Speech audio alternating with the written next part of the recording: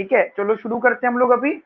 तो मैंने last class के अंदर आपको प्रोडक्शन थ्योरी का कंसेप्ट शुरुआत कर दी थी, और वो भी मल्टीपल इनपुट्स में, जो कि हमने 2 इनपुट्स की बात करी थी। ठीक है, अब जो हम टॉपिक कंटिन्यू कर रहे हैं यहाँ पे, that is homogeneous production function. ठीक है, दैट इज होमोजीनियस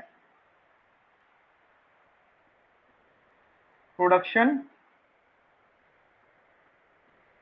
फंक्शन। ठीक है, देखिए होता क्या है होमोजीनियस प्रोडक्शन फंक्शन के, हम मान लीजिए हमारा मल्टीपल इनपुट है, लेट सपोज हमारा मान लीजिए y is equal to F K comma L है, ये हमारा प्रोडक्शन फंक्शन है। और मान लो ये हमें 100 का आउटपुट दे रहा है, मतलब y जो आउटपुट है, we are basically producing x commodity. हम लोग क्या कर रहे हैं, x कमोडिटी को यहाँ पे प्रोड्यूस कर रहे हैं। ठीक है, मान लो, ठीक है, अब वो x कमोडिटी को प्रोड्यूस करने पर जो x की प्रोडक्शन हो रही है वो 100 यूनिट हो रही है।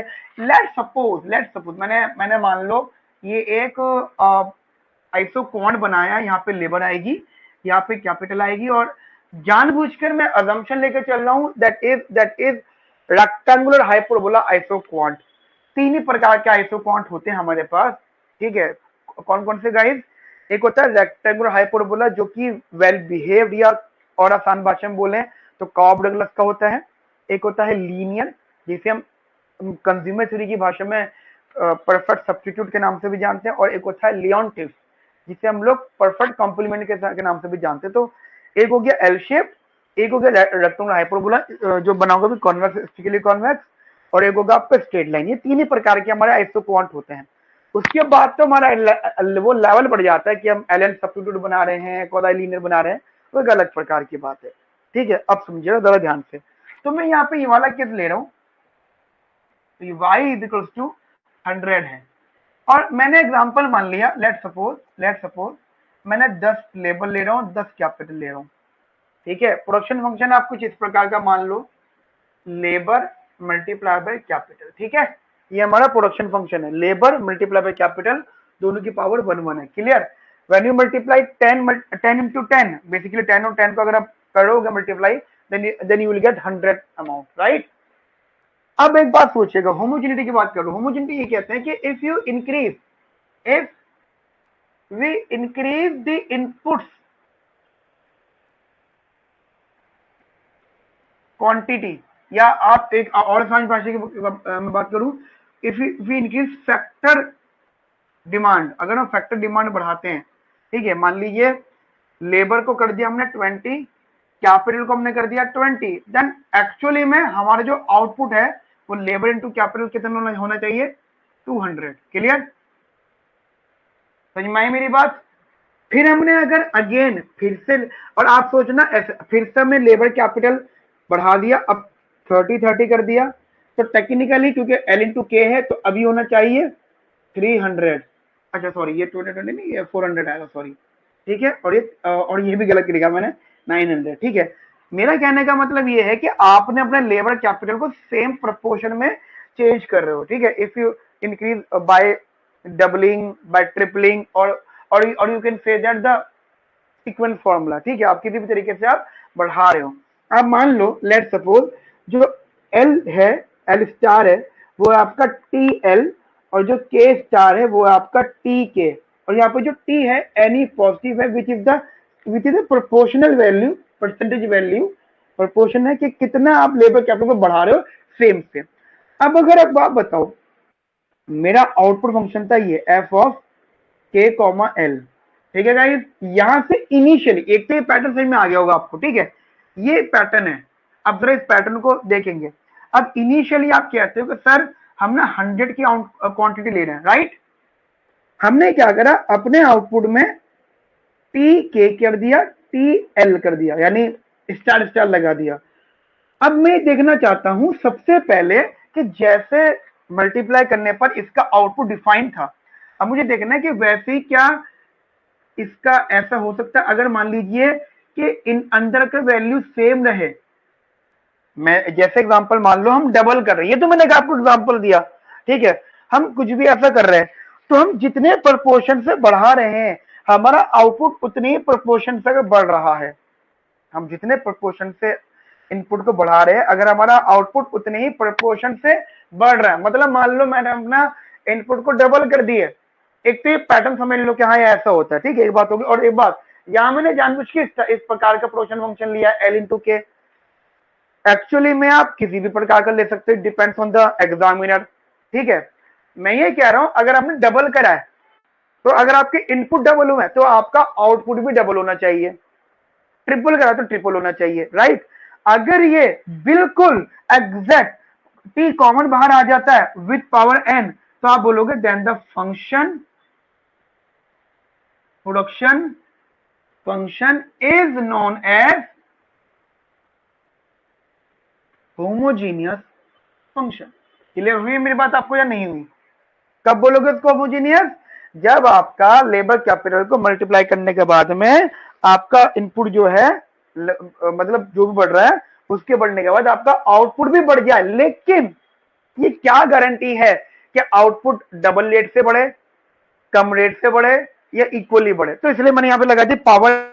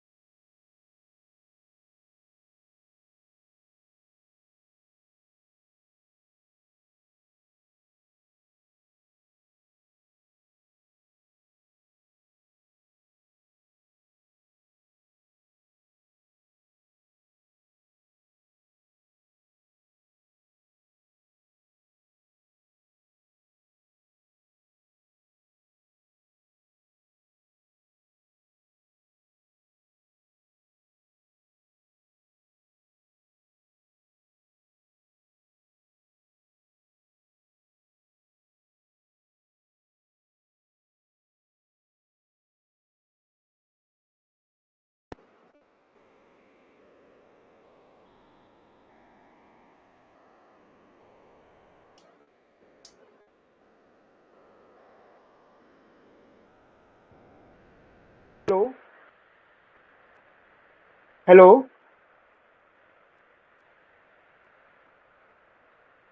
हेलो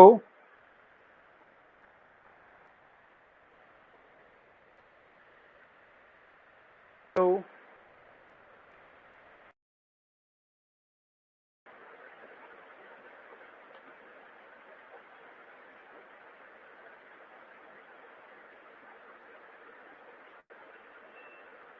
अब आवाज मेरी क्लियर है बेटा?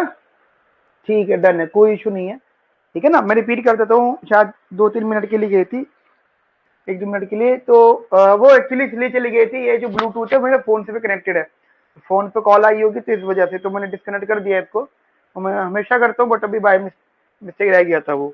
अच्छा, तो मैं ये कह रहा हूँ कि लेट सपोज आपके पास में ये प्रोडक्शन फंक्शन था, एल इंटू के था, इसके पास अल्फा थी, इसके पास बीटा थी, फिर आपने यहाँ पे टी का मल्टीप्लाई कर दिया, टी एल कर दिया और टी के कर दिया, ठीक है, एंड आपकी वैल्यू ये आ गई। तो आप ये कह रहे हो कि सर अगर फंक्शन मेरा वही का वही रहा जो था शुरू में, ठीक है, आप कह रहे हो कितना फंक्शन हमारा वही का वही रहा जो था शुरू में। बस फर्क क्या होगा कि जो पावर थी एल के की और एल की, वो टी की पावर समेशन बन के आगे आ गई, और सम भी इसलिए हुआ क्योंकि वो कॉमन वैल्यू की अलग अलग पावर थी, टी अल्फा और टी बीटा, तो वो मल्टीप्लाई होती है तो पावर ऐड हो जाती है। जब सेम नंबर में डिफरेंट पावर मल्टीप्लाई होता है तो पावर ऐड हो जाती है। ये बात आप सबको बहुत अच्छे से मालूम है, ठीक है। तो ये T to the power alpha plus beta into Y bracket K comma L, ये वैल्यू बेसिकली यहाँ पे एडजस्ट होगी। इतनी बात समझ में आ गई मेरी आपको। तो देखो अभी अल्फा प्लस बीटा की वैल्यू क्या है अभी इसका डिस्कशन नहीं है, बट ऐसा पॉसिबल हुआ तो इसे हम बोलेंगे होमोजीनियस। अब आपके दिमाग में बहुत बड़ा डाउट आ रहा होगा कि सर हमें कैसे पता चलेगा कौन सा फंक्शन होमोजीनियस है या कौन सा फंक्शन होमोजीनियस नहीं है। तो मैं आपको यहाँ पे छोटा सा प्रूफ देता हूँ। मैं आपको होमोजीनियस नहीं है उसका प्रूफ देता हूँ जो नहीं है होमोजीनियस, ठीक है। आई थिंक आपने छापा नहीं होगा कॉपी में, तो जल्दी से छाप लीजिए इसको।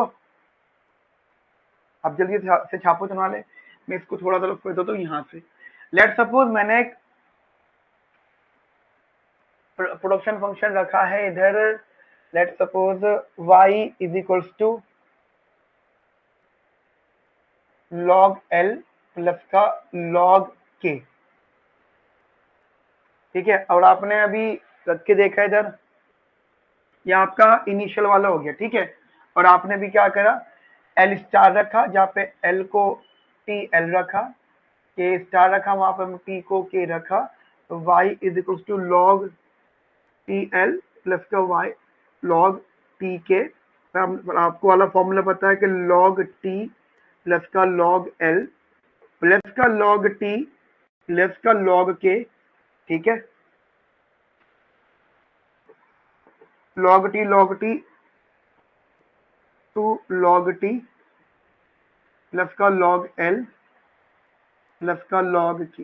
अब आप देखिएगा जरा ध्यान से, ये हमारी कौन सी y की वैल्यू है, ये वाली y की वैल्यू हमारी y स्टार है।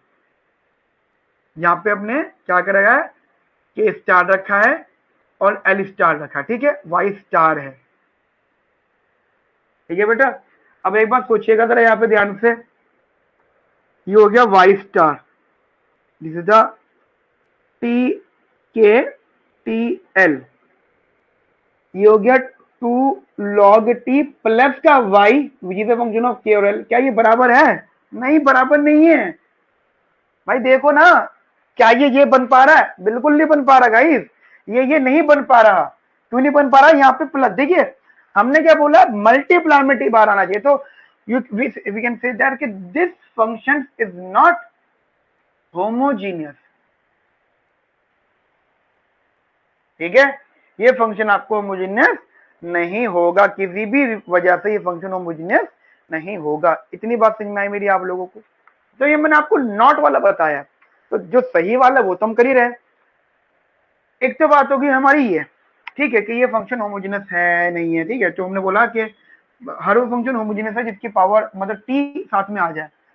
अब बात आती है होमोजीनियस की डिग्री की। देखिए मैं आपको बताना चाहता हूं कि लेट सपोज y स्टार या y output y k L is a homogeneous, या आपका होमोजेनियस फंक्शन है, बट उसकी डिग्री क्या है?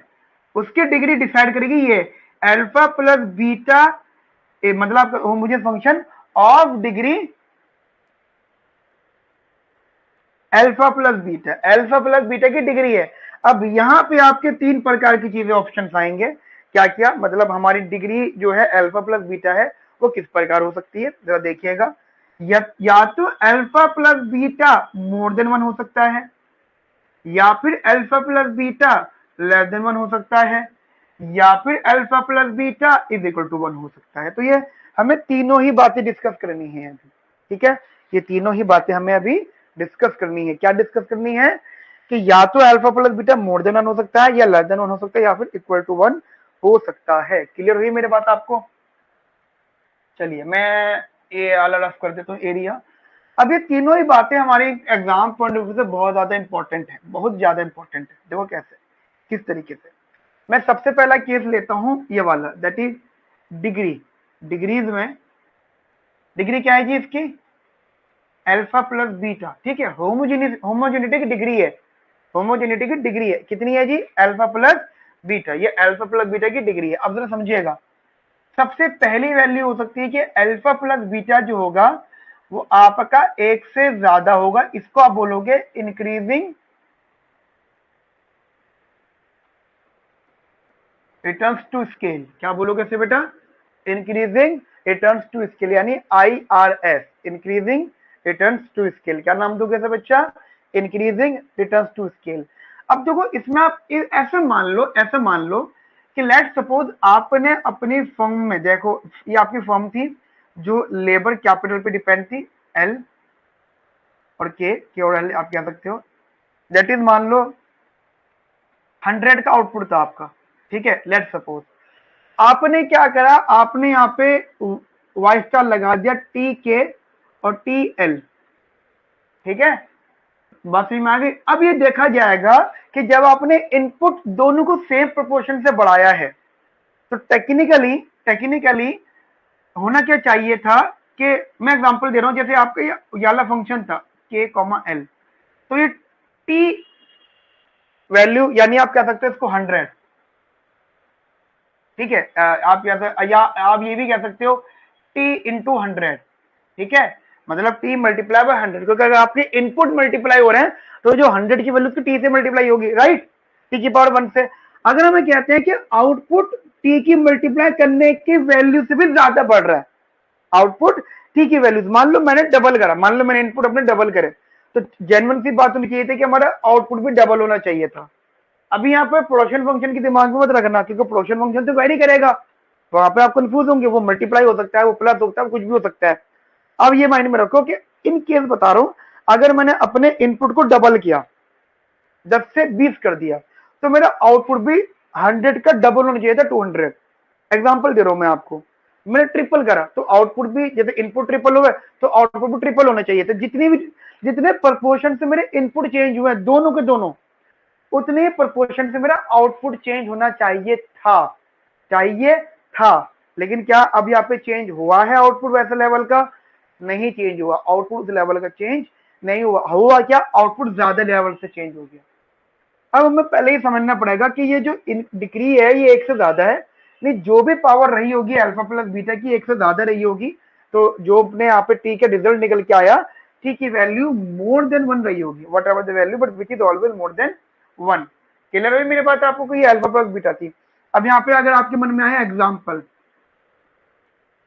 अब दिमाग में आ रहा है एग्जाम्पल, तो मैं आपको बता देता हूँ, 2015 में सबसे अच्छा एग्जाम्पल जब मैं पढ़ा रहा था, तो मैंने उस टाइम, सॉरी 2016 की बात कर रहा हूँ मैं, जब डीमोनेटाइजेशन आया था, तो उस टाइम श्री नरेंद्र मोदी जी ने अनाउंस कर दिया था कि आप कृपया कैशलेस इकोनॉमी के लिए आप जो है इस्तेमाल करें ऑनलाइन पेमेंट के लिए, और ऑनलाइन के लिए जो उस टाइम ट्रेंडिंग में चला था पेटीएम चला था, और पेटीएम जो है रातों रात $5 बिलियन की कंपनी बन गई थी, मतलब बहुत ही बड़ा लेवल हो गया था पेटीएम का। क्यों? क्योंकि श्री नरेंद्र मोदी जी ने कहा था कि पेटीएम इस्तेमाल करो। अब समझो क्या हुआ है, पेटीएम वाले ने, शायद हो सकता है कि कोई इनपुट हायर कराओ, चाहे वो कैपिटल हो चाहे वो लेबर हो, लेकिन उसके जो आउटपुट है इस इंसिडेंट के बाद, उनका जो आउटपुट है वो बहुत ही लेवल से बढ़ गया था। या आप और आसान समझना चाहो तो व्हाट्सएप देखो, व्हाट्सएप वाले ये जो सोशल मीडिया प्लेटफॉर्म है, ये क्या है, ये अपने आप पे एक इनपुट हायर करते हैं, वो इनपुट कैपिटल फॉर्म में हो सकता है, लेबर फॉर्म में हो सकता है, आपको पता है ना।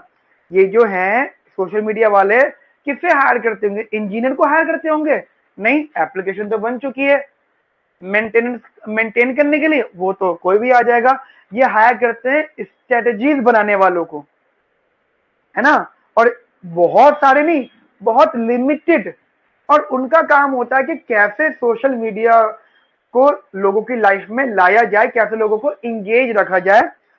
ठीक है, मैंने एक अभी पढ़ी थी, एक रिसर्च पढ़ा था, किसी का जो है वीडियो भी देखा था, रिसर्च पढ़ा था कि जो सोशल मीडिया के रिसर्चर्स है, मतलब जो उस पर काम कर रहे हैं, R&D है उनका, रिसर्च एंड डेवलपमेंट इंस्टीट्यूशन है सोशल मीडिया का, वो हम लोगों का, आप लोगों का, हमारा 24 घंटे में से अधिकतर समय हमारा ले चुके हैं, हर वक्त हमारा वो ले चुके हैं, नाइट ले चुके हैं, ठीक है, लंच टाइम ले चुके हैं, पहले हम लंच टाइम में टीवी देखा करते थे, अब लंच टाइम में हम अपना मोबाइल देखते हैं। ठीक है, हमारा वेटिंग टाइम ले चुके हैं। ठीक है, हमारा अर्ली मॉर्निंग में जो हमारा जिम वगैरह होता था टाइम, मतलब जो हमारा फ्रेश होने का टाइम होता है वो भी ले चुके हैं। एवरी टाइम सारा टाइम वो ले चुके हैं हमारा, एक टाइम ही ले पाए, वो पता है आपको कौन सा वाला? Sleep time. यदि हम अगर 8 घंटे सोते हैं, 9 घंटे सोते हैं, तो उतने घंटे सोएंगे, थोड़ा बहुत तो कम हो गया है हमारा, इसलिए हम थोड़ा लेट सोते हैं। तो मैं टेक्निकली मतलब क्या है, इंक्रीजिंग टर्म्स टू स्केल में अगर बेस्ट एग्जांपल अगर आपको लेना हो तो आप यहाँ पे सोशल मीडिया ले सकते हो, सोशल मीडिया और ऑर्गेनाइजेशन ले सकते हो। ठीक है, जो सोशल मीडिया ऑर्गेनाइजेशन है, इंस्टीट्यूशन है, उनका एग्जांपल ले सकते हो। और अगर आपको थोड़ा पुराना एग्जांपल लेना हो तो आप थोड़ा पेटीएम भी ले सकते हो, या आप कह सकते हो ऑनलाइन पेमेंट वाला ऑप्शन, पेटीएम सबसे बेस्ट एग्जांपल है। और एक ऑप्शन आप ले सकते हो ऑटोमोबाइल्स, है ना, ऑटोमोबाइल्स, ऑटोमोबाइल्स, राइट। तो ये वो प्रकार की होते हैं कि ये लिमिटेड लोग हायर करते हैं और उनका फिर इनपुट बढ़ जाता है। और एक और बेस्ट एग्जांपल अगर मैं आपको दूं तो हमारा एजुकेशन इंडस्ट्री भी कुछ इस प्रकार ही है। ठीक है, मतलब मान लीजिए अभी मैं पढ़ा रहा हूँ सेमीकॉन में, किसी टीचर को हम हायर करते हैं, जो कि हमारा प्रोसेस स्टार्ट हो चुका है। वैसे मैं बताना चाहता हूँ, हायरिंग इन सेमीकॉन क्लासेस बढ़ चुका है। ठीक है, थोड़ी फैन फॉलोइंग बढ़ती जा रही है, तो थोड़ा इसको बढ़ा रहे हैं हम आगे चलकर। तो मान लीजिए हमें कोई ऐसी फैकल्टी मिल जाए जिसके आने से बहुत ही ज्यादा स्टूडेंट का एंगेजमेंट बढ़ जाए, बहुत ही ज्यादा, मतलब एक फैकल्टी आई, टेक्निकल तो 1:1 का रेशियो होना चाहिए ना, एक ही स्टूडेंट आए या जो भी रेशियो फिक्स चल रहा, नहीं, अगर लाखों बच्चे आ जाते हैं एक फैकल्टी के आने से, मान लो मैं, वैसे ऐसा तो पॉसिबल नहीं है, बट इन केस के खान सर के साथ हमारा कोलेबोरेशन हो जाए और ठीक है जी खान सर अपनी कुछ क्लासेस हमें भी देंगे या हम उनके साथ कुछ ना कुछ कोलेबोरेशन हो जाए, क्या होगा, एक वीडियो खान सर की सेमीकॉन क्लासेस पर आ गई, खान सर की या विकास सर की, जो टॉप लेवल के यूट्यूबर थे एजुकेशन में, टॉप लेवल के, क्या होगा, क्या होगा, जो मेरी वीडियो भी 1000 व्यूज लाने में तरसती है अभी, उनके एक ही घंटे में लाखों व्यूज आ जाते हैं या एक दिन में लाखों व्यूज, तो है क्या, चीजें बहुत तेजी से बढ़े। तो this is the best example. Now अब थोड़ी काम की बात करते हैं, तो डायग्राम इसका, तो डायग्राम बड़ा इंटरेस्टिंग है। देखिए दोनों प्रकार के डायग्राम बना सकते हो। अगर आपको आइसो क्वांट के डायरेक्शन का माइंड में रखना है, तब आप ये मान के चलो लेबर और ये कैपिटल, ये 80 प्रपोर्शन मान लो ये 10 10, यहाँ पे हमने एक आइसो क्वांट बनाया, मान लो एग्जांपल, तो हमने ये आइसो क्वांट बनाया, ठीक है, 100 की वैल्यू आ गई, फिर ये 20 और ये 20, एग्जांपल दे रहा हूं मैं आपको, ये 200 की क्वांटिटी आ गई, ठीक है, आइसो क्वांट। अब जनरल सी बात क्या है कि अगर मैं 30 करूंगा, अगर मैं 30 करूंगा तो टेक्निकली होना क्या चाहिए आप समझिएगा, टेक्निकली होना ये चाहिए 300 का आउटपुट आना चाहिए, नहीं आना चाहिए, नहीं, 300 का आउटपुट नहीं आया, अब आया मोर देन 300, मान लो 400 500 ये आउटपुट आया, यानी हमारा जो आउटपुट आया जेनुअनली तो वो 300 का ना चाहिए था, मतलब 100 200 300 होना चाहिए था, लेकिन हुआ कितना, 300 से ज्यादा का हुआ। अब आप बोलो सर 300 कब आएगा, तो 300 आ जाएगा कम इनपुट में यूज करके। मतलब हमारा क्या होगा, अगर हमारे इनपुट अच्छे हैं तो हमें सेम लेवल ऑफ आउटपुट या same changing level of output come input पे मिल जाएगा। मान लो लेट सपोज, ठीक है, तो ये क्या है, इसमें क्या हो गया आपके, इसमें क्या होगा कि अगर आपको सेम लेवल से बढ़ना, मतलब 2 से 200 100 200 300, अब अगला जो बनेगा, अब मान लीजिए 400 वाला थोड़ा और करीब बन जाएगा। अब समझो मेरी बात को, पहला 500 वाला आप हटा सकते हो चाहो तो, ठीक है, तो यहाँ हटा सकते हो। मेरा कहने का मतलब क्या है कि गैप, ये वाला गैप या थोड़ा बड़ा बनाना चाहो बढ़ा सकते हो, मतलब पहला गैप ये है, दूसरा गैप ये है, तीसरा गैप मान लो ये आ गया, ठीक है, पैरेलल बना दो थोड़ा सा, हाँ पैरेलल, ठीक है, तीसरा गैप ये आ गया, और चौथा गैप मैं वही रख लेता हूँ जो मैंने बनाया था, ये 500 का। तो आप देख के पा रहे हो कि जो आइसो क्वांट है ना, ये सीयूईटी के एग्जाम्पल फिर ये रिलेटेड क्वेश्चन है। आइसो क्वांट क्या है, कन्वर्ज कर रहे हैं, क्या कर रहे हैं बेटा, आइसो क्वांट कन्वर्ज कर रहे हैं, पहला आइसो क्वांट, दूसरा, तीसरा, चौथा, पांचवा जो बनना फिर वो करीब होता जा रहा है। तो पेपर में ही आ सकता है कि अगर आपका अगर आपका आइसो क्वांट की वैल्यू सेम लेवल से बढ़ रही है और आपका फंक्शन अगर IRS है तो आपके आइसो क्वांट कन्वर्ज करेंगे या डाइवर्ज करेंगे। कंसेप्ट समझिएगा।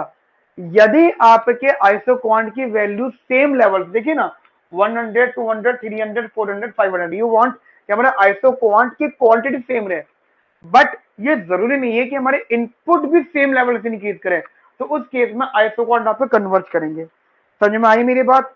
बहुत ही बेहतरीन बात बताई मैंने आपको, एग्जाम्पल भी मैंने आपको समझा दिया, ठीक है। सेकंड जो है मैं एग्जाम्पल लूंगा यहाँ पे, that is decreasing returns to scale. Decreasing returns to scale,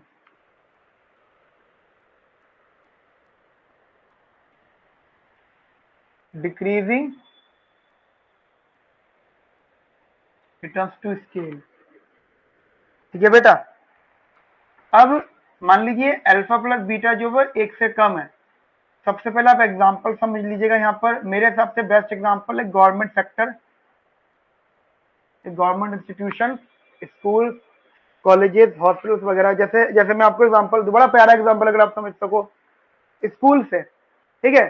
school के अंदर टीचर है, ठीक है, वो पढ़ा रहे हैं, तो आपको पता होगा कि स्कूल वाले, स्कूल में जो टीचर है, मैं एग्जांपल दे रहा हूँ, जैसे वो मैथमेटिक्स है तो वो पूरे साल में वो 2 मैथ्स की बुक पूरी करते हैं। वही सेम दोनों बुक्स या सेम मैथ का syllabus, NCERT syllabus, coaching classes में 2 से 2.5 महीने में हो जाता है। अब समझो मेरी बात को, स्कूल वाले ये भी तो कर सकते हैं, और टेक्निकली क्या है, सेक्शन होते हैं, तो उसमें फिर जितना सेक्शन फिर टीचर्स की उतनी हायरिंग जरूरत पड़ती है। तो जो ट्यूटर्स 2 से 2.5 महीने में सिलेबस करा देते हैं, वही सिलेबस स्कूल वाले ज्यादा समय क्यों लेते हैं? सरकारी स्कूल की बात कर रहा हूं मैं, गवर्नमेंट की सॉरी प्राइवेट की बात नहीं कर रहा, मैं गवर्नमेंट स्कूल की बात कर रहा हूँ। इवन गवर्नमेंट स्कूल के अंदर तो पढ़ाते नहीं है, टेक्निकली सिलेबस कराना, आई एम नॉट सेइंग खींचना चीजों को, जल्दी जल्दी जल्दी जल्दी हो जाना, हो गया एक नहीं, अच्छे से जैसे जैसे आप कोचिंग में चलता। क्यों कोचिंग क्लासेस इतना फेमस हुआ, क्यों आप लोगों ने हमें ज्वाइन किया? ये सब चीजें, देयर इज अ पॉसिबिलिटी। चलो आप कहते हैं ठीक है, तो मास्टर लेवल का है, मास्टर लेवल पे कॉलेजेस में इतना अच्छा नहीं पढ़ाते, मैं इन 1% एग्री कर जाता हूँ, बट थोड़ा बहुत तो अच्छा पढ़ना चाहिए था उन लोगों को, थोड़ा तो, क्योंकि एंड ऑफ द डे जो चीजें मैं आपको पढ़ा रहा हूं अभी भी, कहीं ना कहीं इनके कनेक्टिविटी सेमेस्टर से है। आप बोलो सर सेमेस्टर में पढ़ के आया मैं, तो मुझे 5 क्वेश्चन का आंसर दे दो, अगर आप वो 5 के 5 सही होते हैं फिर तो ताज बनाया जाएगा आपको, नहीं है। पॉइंट मेरा यही है, जितने भी गवर्नमेंट इंस्टीट्यूशन होते हैं, मैं गवर्नमेंट इंस्टीट्यूशन का एग्जांपल लूंगा, प्राइवेट नहीं, प्राइवेट में तो जॉब से निकाल देते हैं, तो वहां पे ना डिक्रीजिंग टू स्केल होता है, सही है। और आप बोलो सर ये अच्छी बात नहीं है, तो अच्छी बात है भी और नहीं भी। आप बोलोगे क्यों? देखो सरकार को टैक्स मिल रहा है, कोचिंग इंस्टीट्यूट्स हैं वो क्यों इतने फेमस हुए? पिछले 15-20 सालों में कोचिंग इंस्टीट्यूट बहुत ज्यादा फेमस हुए, क्योंकि जो बड़े बड़े संस्थान है, जैसे वही एंट्रेंस लेवल है, ये बहुत ज्यादा फेमस हुए। कॉलेज स्कूल में पढ़ाई होती नहीं, तो बच्चों की मजबूरी है कोचिंग इंस्टीट्यूट में पढ़ना। अदरवाइज अगर आप बाहरी कंट्रीज की तरफ देखेंगे तो वहां पे कोचिंग इंस्टीट्यूट इतने फेमस नहीं है, वहां पे नहीं है इतने फेमस कोचिंग इंस्टीट्यूट, वहां पे कॉलेज के टीचर ही बहुत अच्छा पढ़ाते हैं। इवन मैं आपको बताना चाहता हूँ एक बात, आज दिल्ली स्कूल ऑफ इकोनॉमिक्स में, दिल्ली स्कूल ऑफ इकोनॉमिक्स में और भी दूसरे इंस्टीट्यूशन में 2 टीचर्स होते हैं, एक होता है वो जो पढ़ा रहा है मेन, और एक होता है ट्यूटर, डीएससी में है, हर कॉलेज में होता है। इवन अब दिल्ली यूनिवर्सिटी ने ग्रेजुएशन लेवल पे भी ये चीज कर दी है कि वो कोशिश तो कर रहे हैं कि वो कोचिंग इंस्टीट्यूट को कम करें या कम ना करें, बच्चों को वो नॉलेज कॉलेज में दे दें। तो वो क्या कर रहे हैं, एक एक मेन टीचर है जो पढ़ा रहा है, एक ट्यूटर है, लेकिन प्रॉब्लम ये दोनों का बड़ा ग्राहक है, दोनों को नहीं पढ़ाना आता। मतलब ट्यूटर भी आपको पता ही कितना बुरा वाहियत पढ़ाते हैं। डीएफसी में ट्यूटर पता है कौन है पढ़ाने वाले? ट्यूटर मुझसे 10 गुना नॉलेज ज्यादा होगी उन लोगों को, मैं खुद कह रहा हूँ, मुझसे 10 गुना नॉलेज, बाहर से पीएचडी करके आ गए ट्यूटर, लेकिन समझाते इतना घटिया, समझ में नहीं आता। तो क्यों? क्योंकि उनका डिक्रीजिंग स्केल है डीआरएस, ठीक है। अब अगर मैं यहाँ पे इसका डायग्राम बनाऊंगा, लेबर एंड कैपिटल, अब आप बिल्कुल ऐसे समझ सकते हैं कि जैसे कन्वर्ट कर रहा है ऐसी उनका आइसोकॉन। अब मैं वो शेप ये नहीं करूंगा, लेबल नहीं करूंगा, देखो पहले 2 तो ऐसे बन जाएंगे, तीसरा वाला ऐसा बनेगा, गैप देखो, ये गैप और ये, मान लो ये 100 क्वांटिटी, ये 200, ये 300। तो 100 की क्वांटिटी के लिए आने के लिए हमें 10 का लेबर कैपिटल की जरूरत पड़ी, 200 के लिए 20, लेकिन 300 के लिए हमें मोर देन 10 का गैप आया। ठीक है, तो ये आप बेस्ट एग्जांपल समझ सकते हैं। तीसरा मैं आपके लिए एग्जांपल लूंगा, यहाँ पे इधर लेता हूं, that is constant returns to scale. ठीक है, constant returns to scale, constant returns to scale. Same example, alpha plus beta is equal to 1। Example tourism, या आप और अच्छा एग्जांपल समझना तो ई रिक्शा कह सकते हो आप बोलो सर ई रिक्शा के कैसा? ठीक है, ई रिक्शा वाला कैसा? जैसे जैसे एग्जांपल ई रिक्शा वाला है, ई रिक्शा वाला आप जैसे मेट्रो से बाहर निकल के बैठते हो ई रिक्शा वाले पे, ठीक है, तो एक पैसेंजर बैठा हुआ है, तो क्या वो चल देगा? अगर आप पर पर्सन के हिसाब से पेमेंट दे रहे हो, क्या वो चल देगा? आपको डेस्टिनेशन पे ले जाएगा, आपके बैठते नहीं, वो क्या करेगा? वो वेट करेगा। जितनी उसकी कैपेसिटी है, 4 की है, 5 की है, मैक्सिमम 5 की होती है, मिनिमम तो कितनी मर्जी है, ठीक है, मैक्सिमम 5 की हो सकती है, ठुस ठुस के बैठे तो 6-7 बैठ सकते हैं। तो क्या है, जितनी उसकी कैपेसिटी है वो उतने लोग बिठाएगा, जब उसके कैपेसिटी पूरी होगी तब वो आगे बढ़ेगा। एग्जाम्पल में ई रिक्शा का दिया, अब इसी चीज को आप टूरिज्म में ले आओ। टूरिज्म में मतलब क्या, मान लीजिए किसी ने बस लगवाई है, प्लेन है, या दुनिया भर की चीज है, तो वो तभी जाते जब उनका इक्वल हो जाता है, मतलब वो कांस्टेंट टर्म्स टू स्केल पर काम करते हैं। ठीक है, वो कांस्टेंट रिटर्न्स टू स्केल पर काम करते हैं, मतलब प्राइवेट सेक्टर की बात कर रहा हूं मैं। ठीक है, समझ में आई मेरी बात आपको ये वाली बढ़िया तरीके से? तो ये एग्जांपल है, और इसके जो आइसो क्वांट होंगे वो बिल्कुल पैरेलल ही शिफ्ट होंगे, ये और ये बिल्कुल पैरेलल शिफ्ट होंगे। ठीक है, जल्दी से कॉपी में तीनों चीजों को छाप लीजिए। और ये देखिए, मैं जितने भी आपको एग्जांपल देता हूं उन सब एग्जांपल को उद्देश्य होता है कि आपको नॉलेज प्रोवाइड करना। ठीक है, बस उतना उद्देश्य है। चलिए आप जल्दी से इसको नोट करिए। उसके बाद में मैं आपको एक कंसेप्ट समझाऊंगा, यहीं से आप समझ लीजिएगा। एक छोटा सा नोट, मैं इस वाले एरिया को रख कर रहा हूँ। वो नोट ये है कि होमोजेनस तो सारे होते हैं, जो आपका IRS हो, DRS हो, CRS हो, होमोजेनस तो बेटा सारे होते हैं, लेकिन छोटा सा नोट, एक इसमें आता है होमोथेटिक प्रोडक्शन फंक्शन। ठीक है, तो ध्यान रखना, जो function constant returns to scale होते हैं, जो CRS होते हैं, वो होमोथेटिक होते हैं। अब इसमें अगर आपको माइंड में आ रहा हो तो आप यहाँ पे कॉब डगलस का एग्जांपल ले सकते हो। जैसे जैसे मैं आपको एग्जांपल देता हूं, आपने कभी एक चीज ध्यान दी कि कॉब डगलस का प्रोडक्शन मतलब आईसो क्वांट बना रहे हो, आपने अधिकतर जितने आईसी देखे वो पैरेलल देखे होंगे, आईसो क्वांट पैरेलल देखे होंगे। पता है क्यों? क्योंकि अभी तक आप जितने भी एग्जांपल लेके चलते थे सारे के सारे होमोथेटिक होते थे। ये तो एडवांस है, ये जो डिक्रीजिंग इंक्रीजिंग बता रहा हूँ ये तो एडवांस है। आप समझना मेरी बातों को, बहुत इंटरेस्टिंग सी बातें वाली। और मैं आपको बताना चाहता हूं कि हमारी इकोनॉमी के अंदर अगर आपको सप्लाई फंक्शन बनाना होगा तो आप कभी भी आयर्स का सप्लाई फंक्शन नहीं बना सकते। वो मैं आपको सिखाऊंगा किसका सप्लाई फंक्शन होता है। पहले आप समझो होमोथेटिक। होमोथेटिक का मतलब हो जाता है parallel shape, parallel IC iso quant, what ever the diagram you have, the parallel shifting. ठीक है, कॉब डगलस है क्या फंक्शन होता है? के की पावर अल्फा, एल की power beta, where alpha plus beta क्या मान के चलते हैं हम लोग न्यूमेरिकल फॉर्मेशन में? 1। क्या मान के चलते हैं हम लोग न्यूमेरिकल फॉर्मेशन में?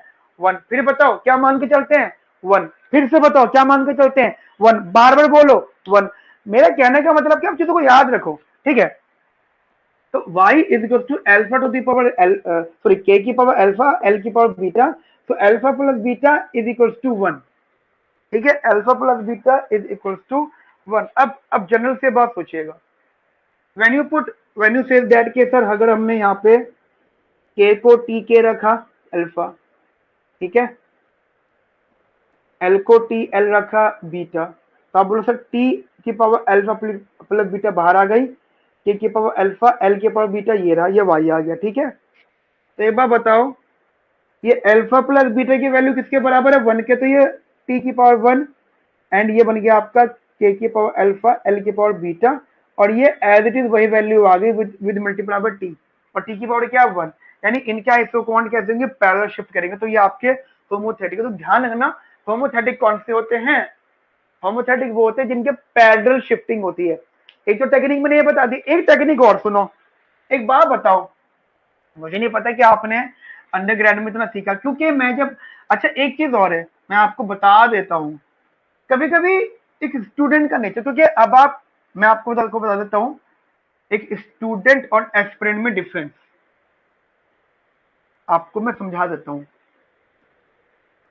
स्टूडेंट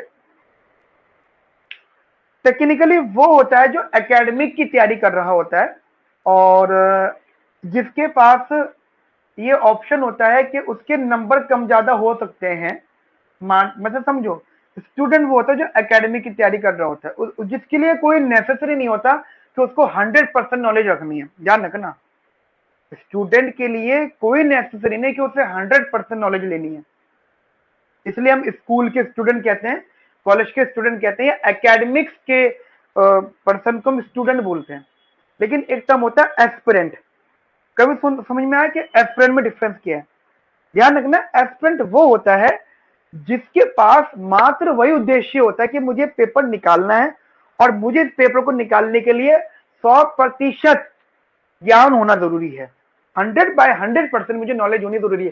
इसलिए यूपीएससी के लोगों को आप स्टूडेंट ना बोल के एस्पिरेंट बोलते हो, स्कूल के लोगों को एस्पिरेंट ना बोल के स्टूडेंट बोलते हो, आईआईटी वालों को, इंजीनियरिंग वालों के, एंट्रेंस वालों को आप एस्पिरेंट बोलते हो। लेकिन जब वो बीटेक की पढ़ाई कर रहे होते हैं, कॉलेज में चले जाते हैं, यदि वो पढ़ाई कर रहे हैं तब भी तो स्टूडेंट होंगे। तो स्टूडेंट वो होता है जो एकेडमिक पढ़ रहा होता है, यहाँ पे जरूरी नहीं है कि उसको 100% नॉलेज हो। अब आप कि सामने प्रूफ है, आप कॉलेज के स्टूडेंट हो, आप मुझे जो सब्जेक्ट बताओ, मैं उस सब्जेक्ट से आपसे 5 क्वेश्चन पूछूंगा, कोई जरूरी नहीं आप बता पाओ, और इसमें कोई शर्मिंदगी वाली बात नहीं। बट जब आप स्टूडेंट की कैटेगरी में आ जाते हो, देन आपका एकमात्र उद्देश्य होना चाहिए कि जितनी नॉलेज आप ले सकते हो एज मैक्सिमम पॉसिबल। ये मैं लेक्चर क्यों दे रहा हूँ आपको, क्यों उतना समझा रहा हूँ? मैंने आपको बेसिक लेक्चर पढ़ने के लिए बोले, मैंने आपको बेसिक लेक्चर पढ़ने के बोला कि वो पढ़ाई करो। आप में से जितने लोगों ने पढ़ाई कर ली होगी, वो भले लाइव वालों या रिकॉर्डिंग वालों, जो भी लोग हो, ठीक है, जितने भी लोग हो जो मेरी क्लास रिकॉर्डिंग देख रहे हो, उनके लिए मैं कह रहा हूँ, ये नहीं सिर्फ लाइव की बात हो रही है। आपने जो मैंने होमवर्क दिया, अगर आपने वो देखा होगा तो आपको 100% मजा आएगा मेरे साथ आगे पढ़ने में। यदि आपने वो नहीं देखा और आपकी मेंटेलिटी ये है कि नहीं बस जितना लाइव है बस उतना पढ़ेंगे, नहीं, तो फिर आप फंस रहे हो बहुत बुरा। सिलेक्शन होना एक अलग बात है, सिलेक्शन होने के बाद सरवाइव करने का अलग बात है। तो मैं इसलिए कह रहा हूं आप लोगों से कि मैंने ये सारी बातें थोड़ा सा आसान लैंग्वेज में, थोड़ा सा इजी से मैंने बेसिक लेक्चर में समझा दी है। अब जो मैं आपको बात बताने वाला हूं वो सुनिएगा जरा ध्यान से, क्योंकि तुम स्टूडेंट नहीं एस्पिरेंट हो। हम ये कहते चलते हैं कि जितने भी होमोजीनियस फंक्शंस होते हैं, उनमें से कोई एक होमोथेटिक होता है जो कि कांस्टेंट ऑफ स्केल होता है, क्योंकि होमोजीनियस के 3 पार्ट होते हैं, IRS, GRS, CRS। लेकिन क्योंकि CRS होमोथेटिक होमोजीनियस का फंक्शन होता है, तो हम ये कह देते हैं कि होमोथेटिक फंक्शन भी हमारा होमोजीनियस होता है। यानी मैं एक बात लिख रहा हूं, मैं ये कहना चाहता हूं कि ऑल होमोथेटिक, पहले सुनना, होमोथेटिक functions are homogeneous, but not all homogeneous functions are homothetic।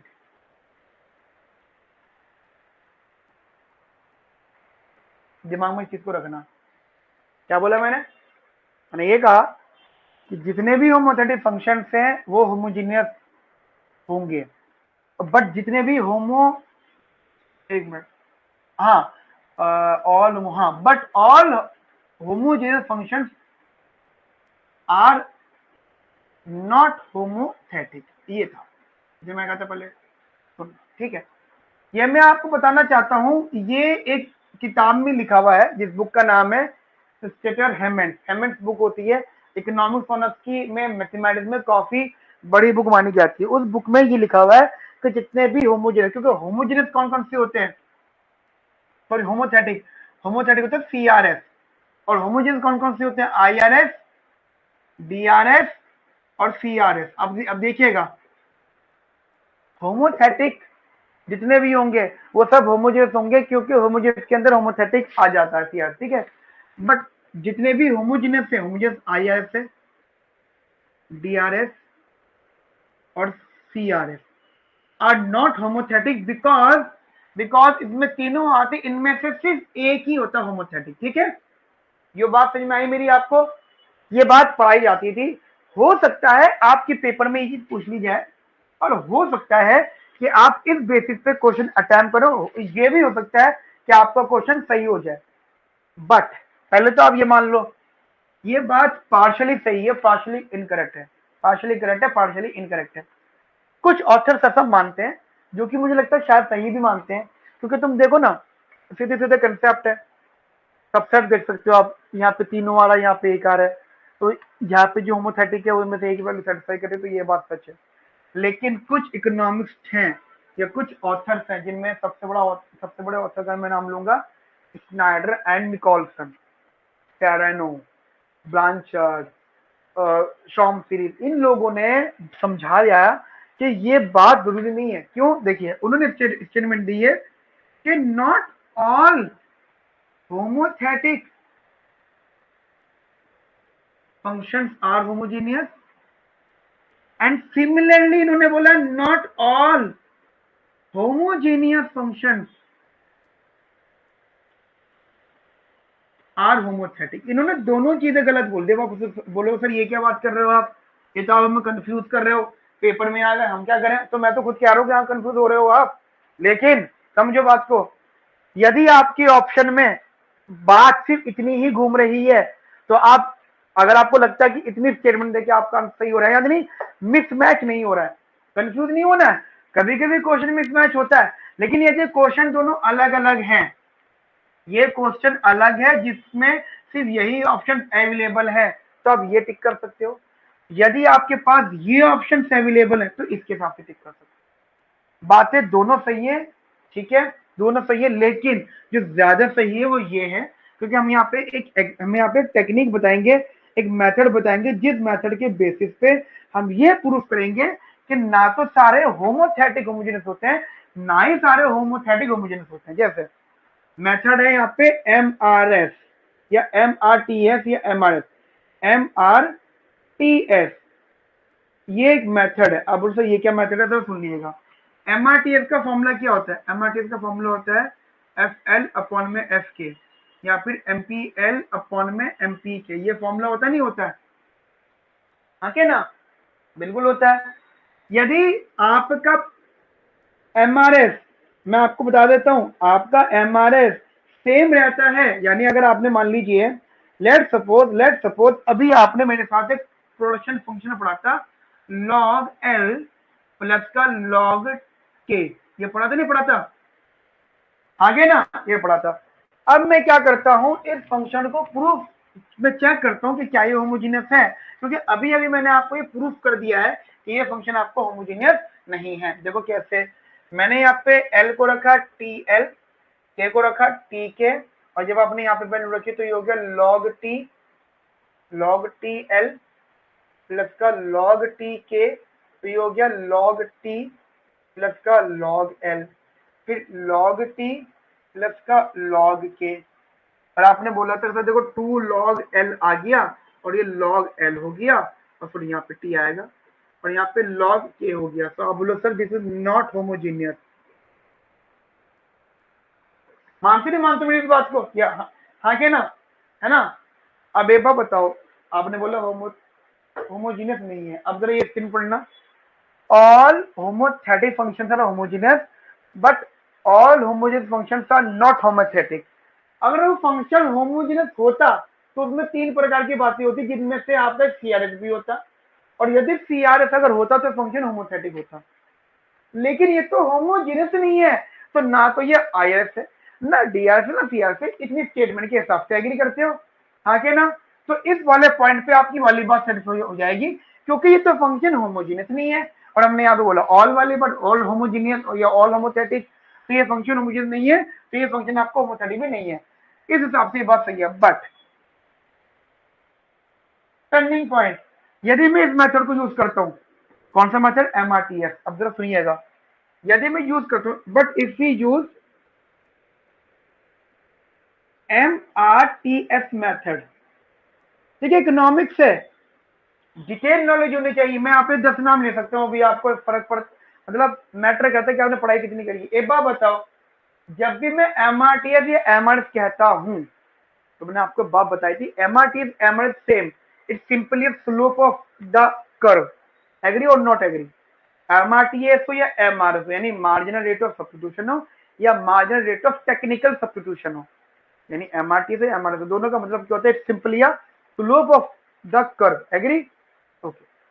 जब मैं आपको कंज्यूमर थ्योरी सिखा रहा था, तो मैंने आपको एक बात बताई थी सब लोगों को, कि जब भी हम लोग बात करते हैं एमआरएस की, तो हम हमेशा वहां पे गुड इनपुट की बात, सॉरी, गुड कमोडिटीज की बात करते हैं।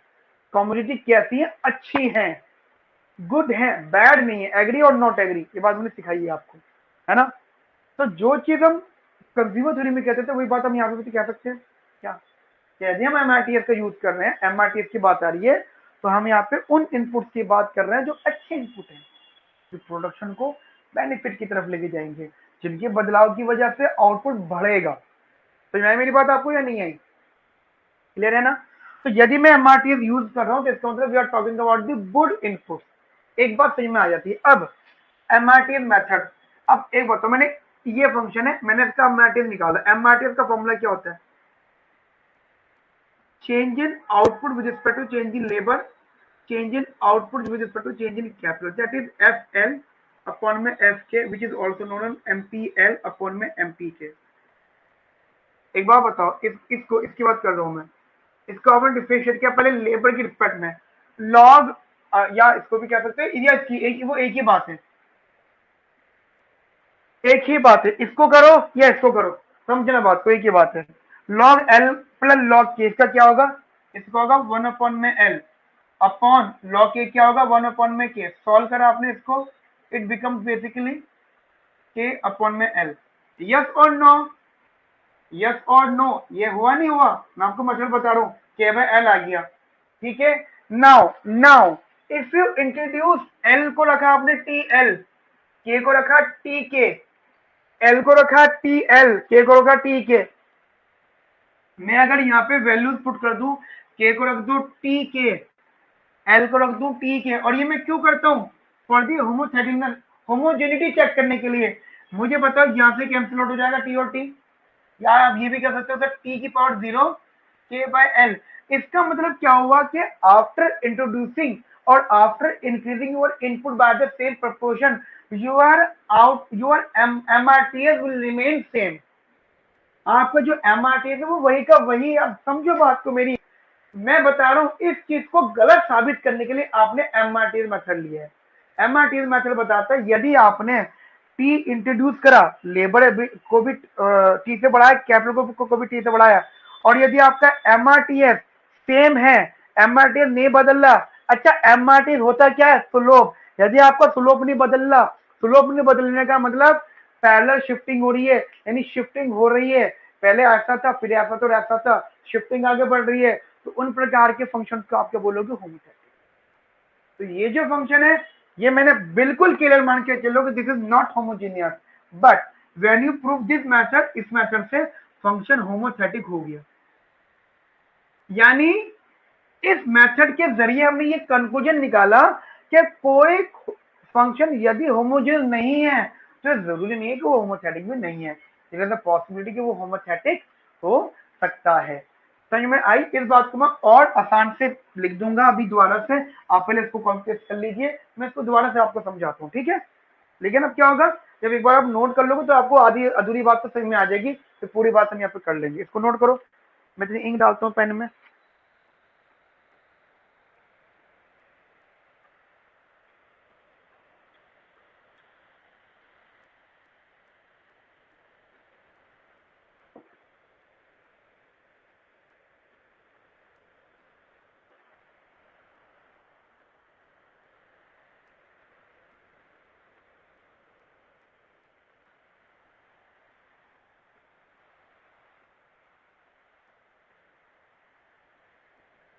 जल्दी से नोट करिए बेटा इस चीज को।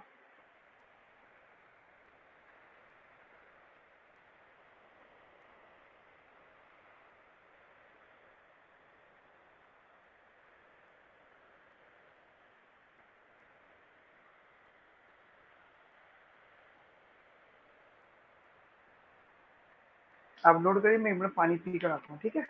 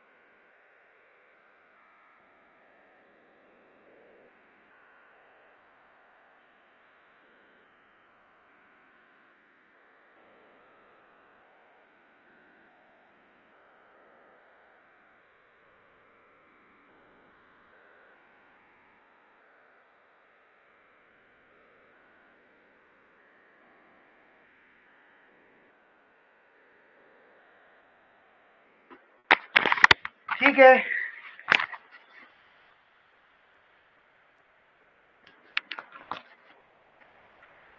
तो मैं यहां से रफ कर देता हूं।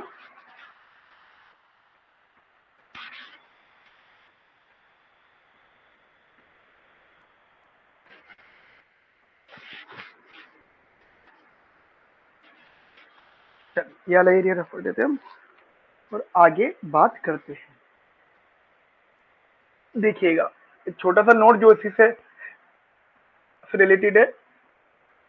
दोनों बातें मैंने रखी हैं आपके सामने। अब मैं एक फाइनल बात रख रहा हूं, वो ये कि मेरे हिसाब से if we use MRTS method, then we can prove that statement है not all homogeneous, और ब्रैकेट में कर लेना होमोथेटिक। मैं बताऊंगा क्यों, स्टेटमेंट दो लाइनें खा रहा हूं मैं।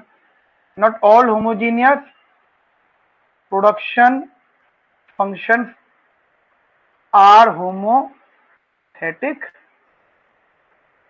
ब्रैकेट में होमोजीनियस। इसका मतलब समझ लो जरा क्या है। यदि आप कहते हो कि नॉट ऑल होमोजीनियस, मतलब ब्रैकेट को मत बोलना, not all homogeneous production function are homothetic, ये स्टेटमेंट हो गई। दूसरी स्टेटमेंट है not all homothetic production function are homogeneous. मतलब जब एक बार आप रीड करोगे इस टर्म को तो इसको रीड करना है, अब एक बार रीड करोगे ब्रैकेट को तो फिर आपको ब्रैकेट रीड करना है, ठीक है। और MRTS में क्या होता है, आफ्टर इंट्रोड्यूसिंग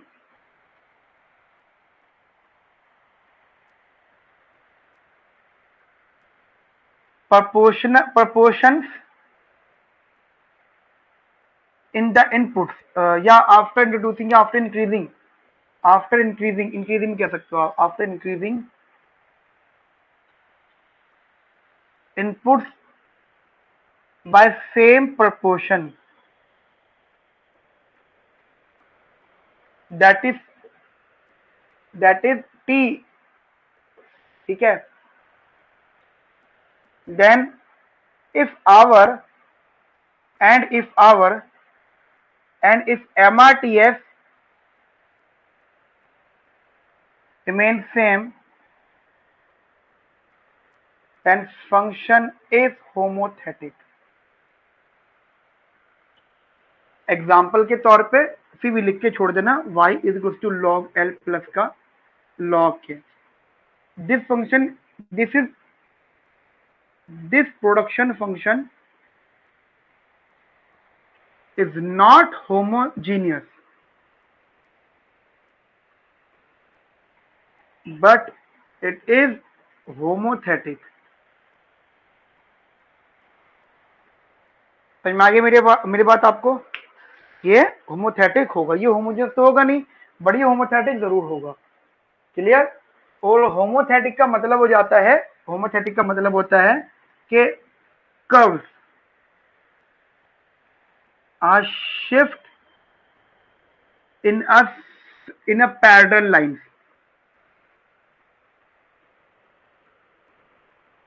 ठीक है, पैरेलली वो शिफ्ट करेंगे, शिफ्ट पैरेलली, राइट. ये काम की बात थी जो आपके लिए समझनी थी. अब जो मेरा अगला टॉपिक है, अच्छा जब हम इनके थोड़े से क्वेश्चंस को भी डिस्कस करेंगे तो भी शायद आपको और बातें समझ में आएंगी. ठीक है, तो एक अगला टॉपिक मेरे पास में, that is elasticity of substitution. That is our next topic is elasticity of substitution. Heading लिखिएगा.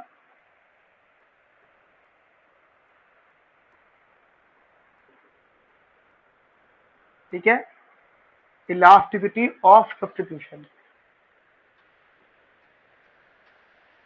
जल्दी से इसको नोट करिए और हेडिंग लिखिएगा.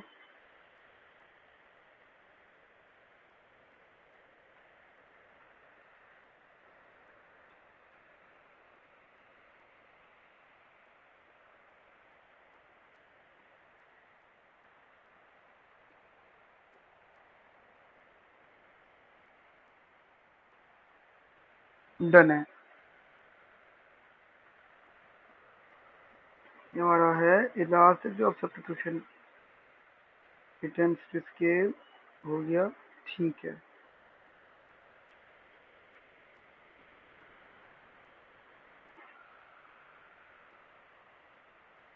देखिए पहले आपने समझ लिया होगा सारा का सारा. देखिए इलास्टिसिटी ऑफ सब्स्टिट्यूशन का मतलब क्या होता है. पहले तो आप ये समझ लीजिए कि सब्स्टिट्यूशन का मतलब होता है रिप्लेसमेंट. ठीक है, रिप्लेसमेंट, और यू कैन से दैट या जैसे चेंज इन इनपुट. ठीक है, इनपुट में चेंजेस आना. ठीक है, अच्छा होता क्या है, अब इलास्टिसिटी का एक जनरल बात आ जाती है. इलास्टिसिटी क्या बताता है, हम पहली बात तो इसको रिप्रेजेंट करते हैं सिग्मा से. ठीक है, और इसका एक जनरल फॉर्मूला रहता है हमारे पास में, that is D log K by L upon में D log M R T S.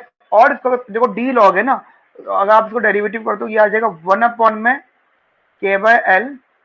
ठीक है, into change of K by L, फिर 1 अपॉन में M R T S into change of M R T S. थोड़ा बहुत simplify करा अगर आपने इसको, तो ये कुछ इस प्रकार रहा. इसकी मल्टीप्लाई से ये रहा M R T S upon में K by L dot change of K by L upon में change of M R T S. ठीक है, ये जो फॉर्मूला होता है ये इलास्टिसिटी ऑफ सब्स्टिट्यूशन का फॉर्मूला होता है. अब आप इसमें देखिएगा, सबसे पहले आप समझो कि what do mean by MRTS. MRTS का मतलब होता है marginal rate of technical substitution. It means what, you are basically substitute your technology. Labour भी एक टेक्नोलॉजिकल पार्ट होता है. ठीक है, तब लेबर को कैपिटल से, कैपिटल को लेबर से सब्स्टिट्यूट कर रहे हो, लेकिन सब्स्टिट्यूट कर रहे हो और वहां से आपको इसका ट्रेड ऑफ पता है, यानी आपको मालूम है कि ट्रेड ऑफ कितना है. जैसे जैसे जैसे मैं आपको एग्जांपल करता हूँ, मैं आपको एग्जांपल समझाता हूँ. आइसो क्वांट बनाता हूँ. आइसो क्वांट का हर एक पॉइंट क्या शो करता है, आइसो क्वांट का हर एक पॉइंट ये शो करता है कि हमारे पास जो भी वैल्यूज हैं, लेट्स सपोज जो भी वैल्यूज हैं, जो भी पॉइंट्स है जो हमारे आइसो क्वांट पर आ रहे हैं, वो आपको same level of output provide कर रहे हैं. ये आपका हो गया आइसो क्वांट. लेट्स सपोज मैंने यहाँ पे ये वाला पॉइंट मान लिया. ये L1 हो गया, ये K1 हो गया। अब मान लो ये पॉइंट, ये बंडल है और ये MRTS है। अच्छा, MRTS का स्लोप होता है, सॉरी ये आइसो क्वांट है, इसका स्लोप होता है जिससे हम कहते हैं MRTS। ठीक है बेटा, इसका स्लोप होता है जिसे हम कहते हैं MRTS। ठीक है, अब मान लो ये पॉइंट है, ये पूरा MRTS मतलब ट्रेड ऑफ। अब मान लो मैं कहता हूं इस पॉइंट पे मैंने अगर MRTS के अंदर L1 और K1 रखा तो मेरे को एक वैल्यू मिल के आएगी MRTS1। एग्री करते हो नहीं करते? एग्री भैया, MRTS हमारा स्लोप है। If you basically put the values of bundle in the MRT then you will get the value of MRTS। am I right here? चलो, एंड आफ्टर दैट आपने क्या करा, आपने अपने इनपुट को चेंज किया। अच्छा, इसी पॉइंट पे हमारा लेबर एंड कैपिटल का या कैपिटल एंड लेबर का रेशियो है K1/L1। ये एक रेशियो, देखो MRTS होता है फॉर्मूला, अगर आप समझे MRTS का मतलब होता है how much you change in capital so that you have to what you have to change in labour. मतलब कैपिटल में भी चेंज हो रहा है और लेबर में कितना चेंज हो रहा है। ठीक है, एक ये तो हो गया दोनों का चेंज, है ना। यानी ये अगर आप MRTS की बात करेंगे तो it is basically change of K upon change of L।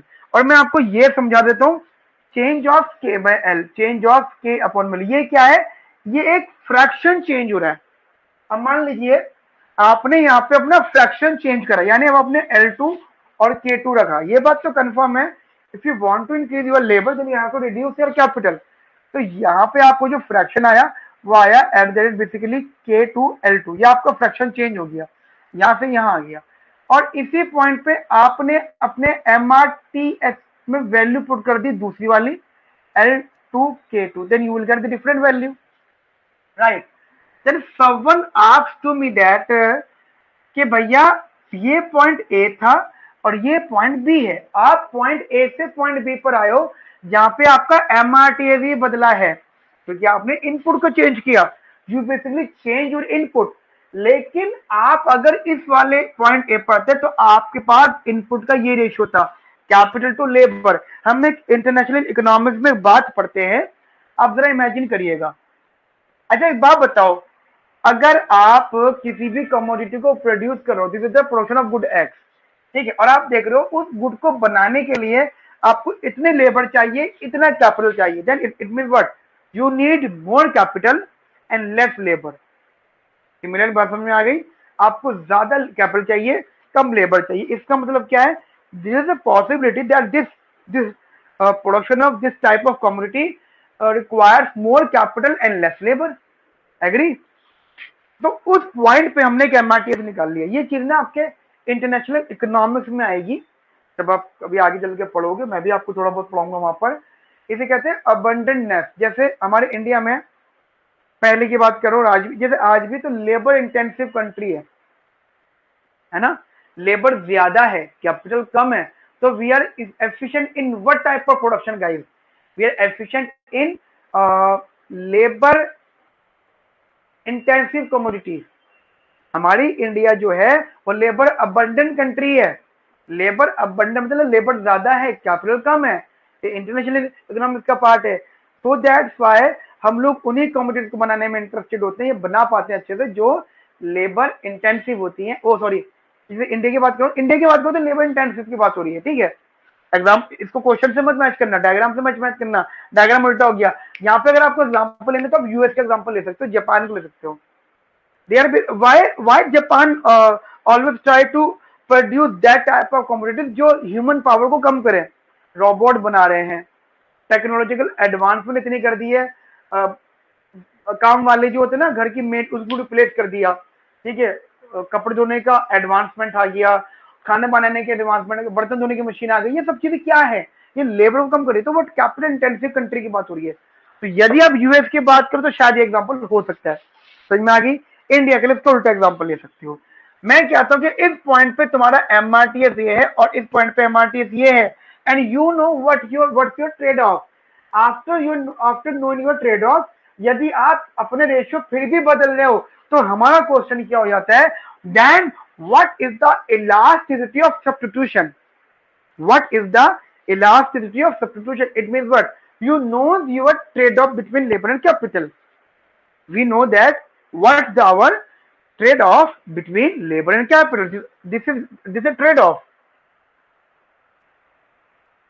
आपको पता है कि अगर आप अपनी लेबर को कम करोगे तो कैपिटल बढ़ाओगे, कैपिटल को कम करोगे लेबर बढ़ाओगे, ये आपको ट्रेड ऑफ मालूम है।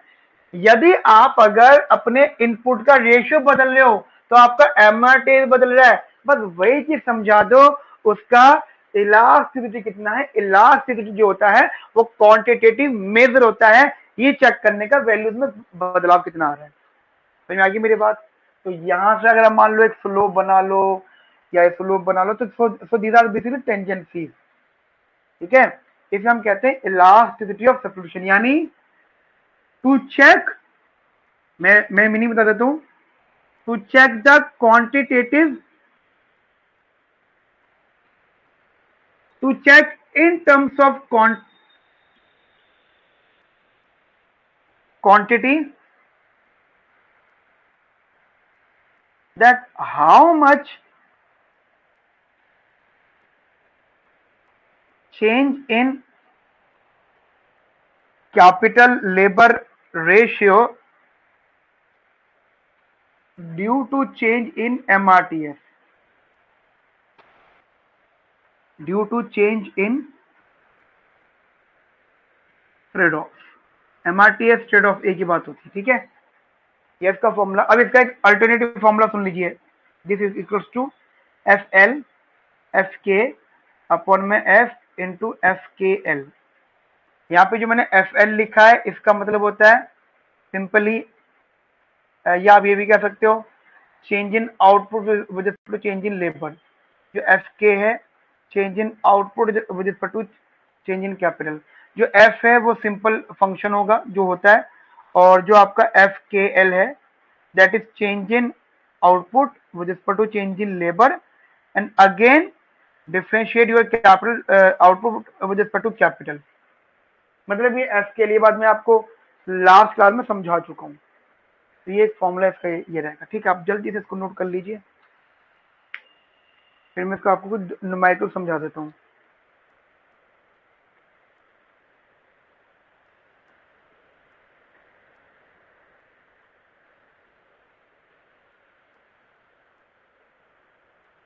बस माइंड में ही रखना कि आप अपना रेशियो बदल रहे हो जिसकी वजह से आपका MRTS चेंज हो रहा है, ठीक है। तो अब आपको उसकी इलास्टिसिटी समझानी है। इलास्टिसिटी एक न्यूमेरिकल वैल्यू होती है, ठीक है। जैसे आप कहते हो ना कि law of demand, price change होती है, डिमांड कितनी चेंज हो रही है। तो एक तो डिमांड कितनी चेंज हो रही होती है, डिमांड का आंसर आ गया, but what is the permanent relationship between the price and quantity. So this is the permanent relationship, ठीक है। तो जल्दी से इसको नोट करिएगा।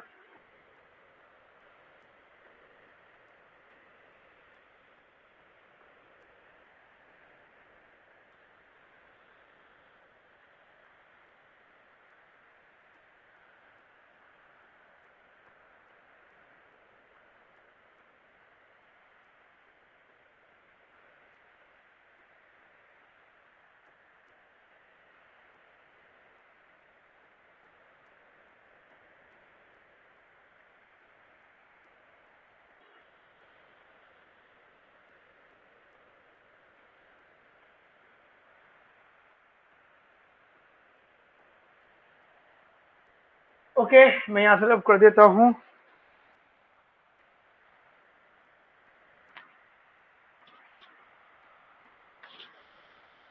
ठीक है, बेसिकली यहाँ से एरिया। अब इसमें कुछ न्यूमेरिकल भी देखेंगे हम लोग अभी, ठीक है। कुछ न्यूमेरिकल देख लेते हैं हम लोग यहाँ पर।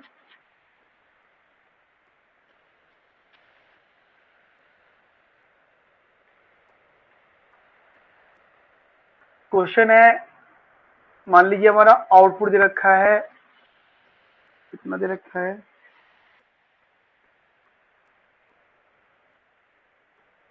ठीक है,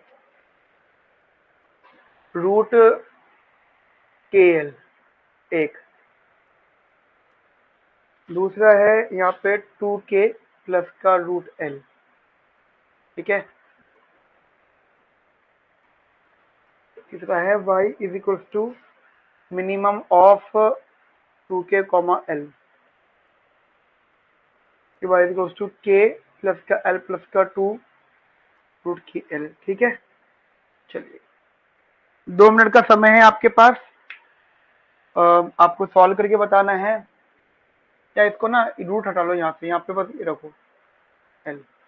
हाँ मतलब ये भी हो गया।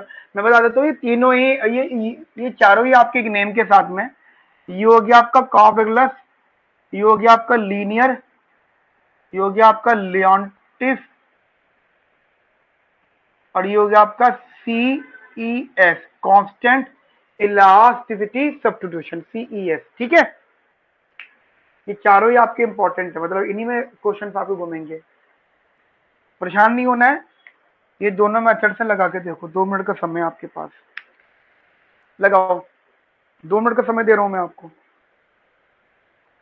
करोगे और मुझे भेजोगे। जो नहीं भेजेगा दिक्कत है जी।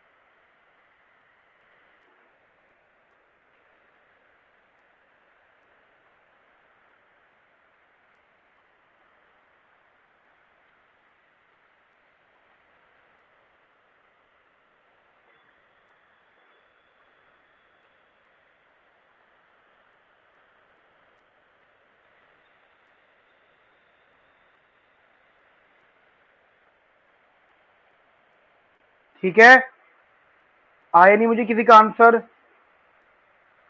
जल्दी से आंसर भेजिएगा। ये आप कम से कम कुछ समय तो दीजिए सॉल्व करने में। एंड चलिए एक करा के बता देता हूँ मैं, ठीक है, एक बता देता हूँ मैं करा के, शुरू वाले बता देता हूँ। ऐसा तो नहीं कि मैं आपसे पूछूंगा कि आसान वाला टफ वाला नहीं, ये मैं करा देता हूँ। मान लीजिए ये आपकी वैल्यू है रूट के एल। दोनों मेथड से आप बता सकते हो, ये वाला मेथड भी आप ले सकते हो, ठीक है। बट ये वाला मेथड पता है कब लगाओ आप, मैं आपको को बता देता हूँ आसान तरीके से। ये वाला मेथड आप इन दोनों केसेस के लिए लगाओ, ज्यादा बेहतर है। पहले और फोर्थ वाले के लिए आप ये वाला लगाओ, ठीक है। जरा समझिएगा, ये आ गया, मान लीजिए आपका फंक्शन है y है, f है, आपने एफ एल निकाला, तो आपने प्रोडक्शन फंक्शन को डिफरेंशिएट किया लेबर के रिस्पेक्ट में, तो ये आ गया रूट के ऊपर है और 2 रूट एल ये रहा, ठीक है। सिमिलरली आपने एफ के निकाला, रूट एल ऊपर है, 2 रूट के हो गया, ठीक है। उसके बाद आप लोगों ने इसको डिफरेंशिएट किया, जैसे कि फंक्शन आपके सामने के एल, यानी जो आपने के किया था ना इस वाले को, इसको आपने लेबर के रिस्पेक्ट में और कर दिया, डिफरेंशिएट यूर एफ के विद रिस्पेक्ट टू लेबर, यानी इसको। तो देखिए ये आ गया 1/2 2 रूट के तो था, अब 2 रूट एल और आ गया, तो ये हो गया 1/4 रूट के एल। और आपने अब यहां पर रख लिया sigma is equals to F K F L F into F K L. तो एफ के कितना आया, एफ के आपके सामने है ये रूट के अपॉन में 2, नहीं रूट के ना, ठीक है, रूट के वो है रूट में एल अपॉन में 2 रूट के इंटू रूट के अपॉन में 2 रूट एल अपॉन में एफ की वैल्यू यही है जो थी रूट के, ठीक है, एंड मल्टीप्लाई बाय, किसी का आया था आंसर मेरे पास? शाबाश मेरे बच्चों, किसी एक का भी नहीं आया।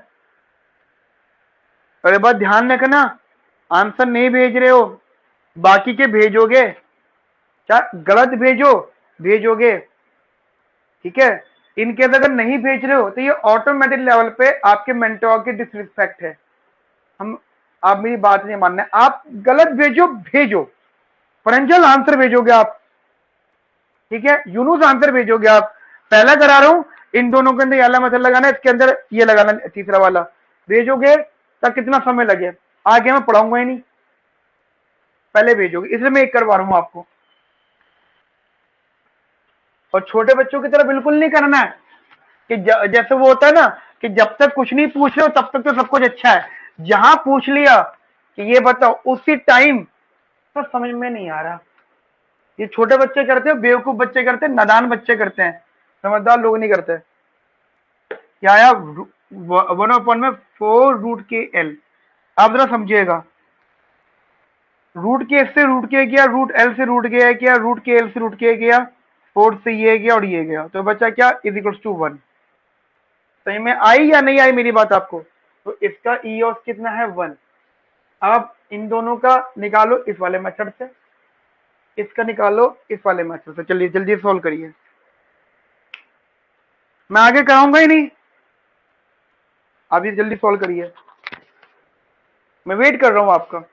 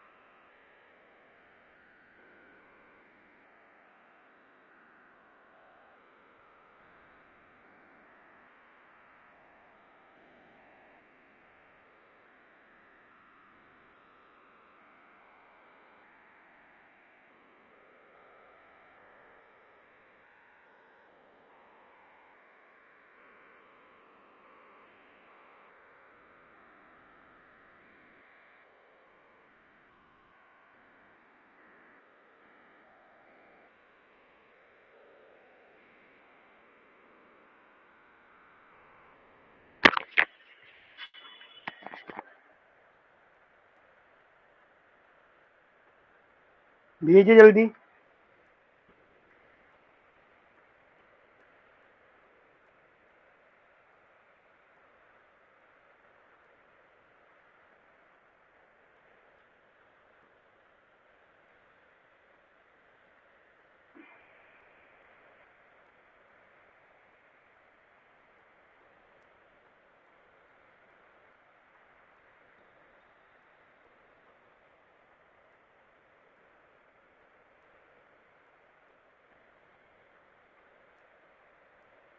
रंजल यूनुस नहीं आया मेरे पास अभी भी आपका आंसर।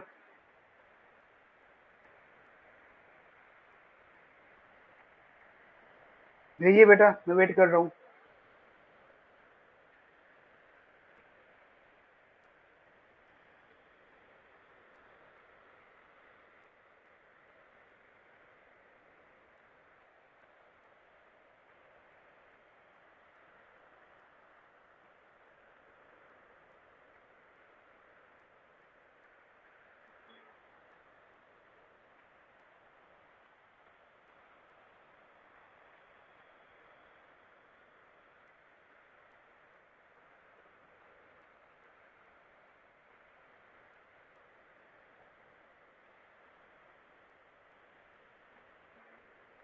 एक ने भेजा है, चेक करते हैं।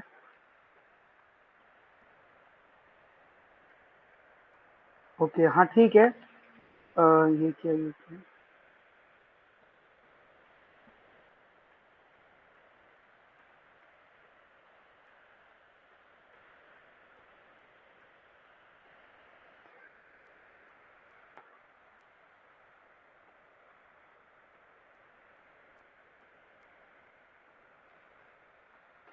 बेटा जिन्होंने मुझे आंसर भेजा है, आप एक बार देखो ना फंक्शन में, आपने ये रख दिया ये रख दिया ये रख दिया, बट इसके साथ में एफ भी तो है, यहाँ पे एफ वाली वैल्यू भी तो है बेटा, वो भी तो आएगा। और जब अब एफ के कह रहे हो तो वन प्लस और one plus one plus one plus कहाँ गया, देखो कहाँ गलती करिए।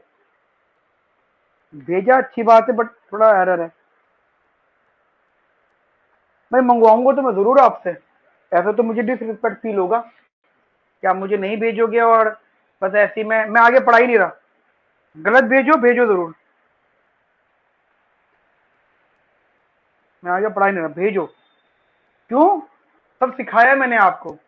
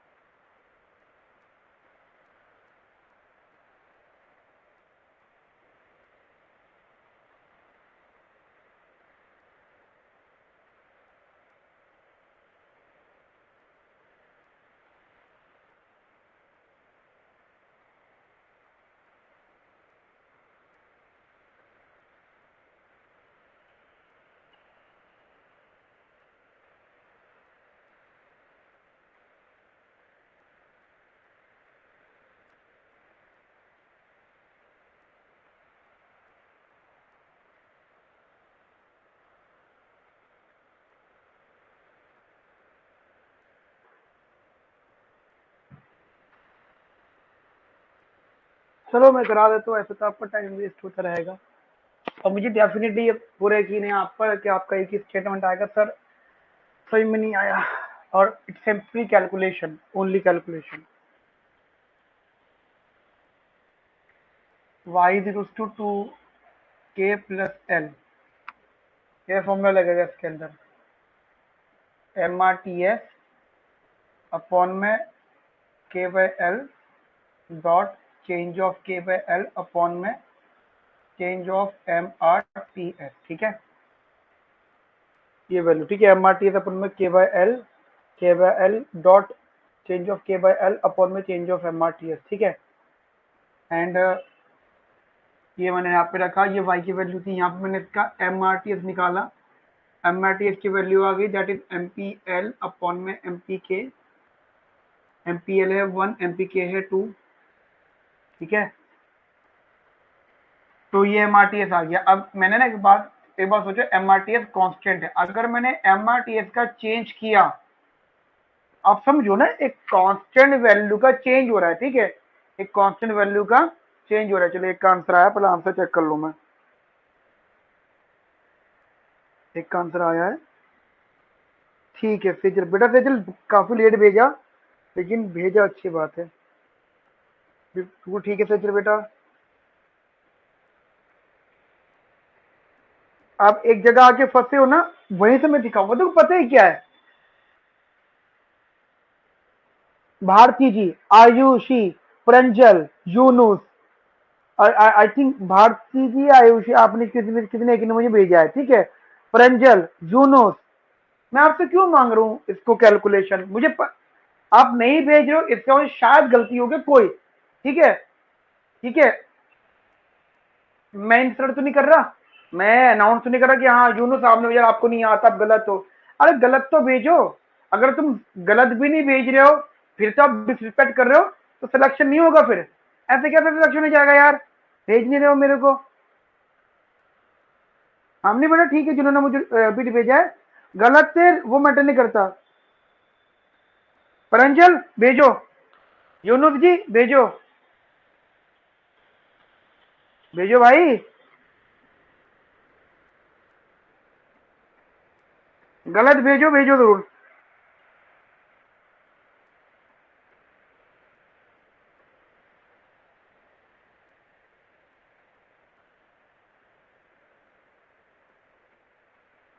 नहीं आया अभी भी।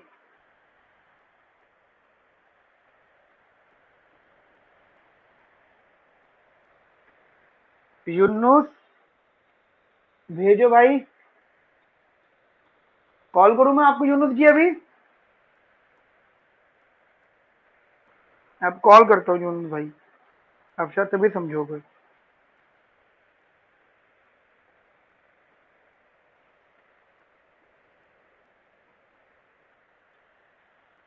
भेजो,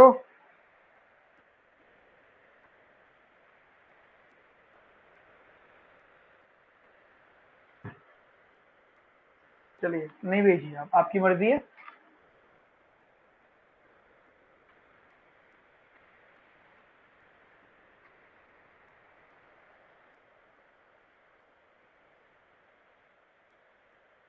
इतनी देर से क्यों आया आंसर यूनुस भाई?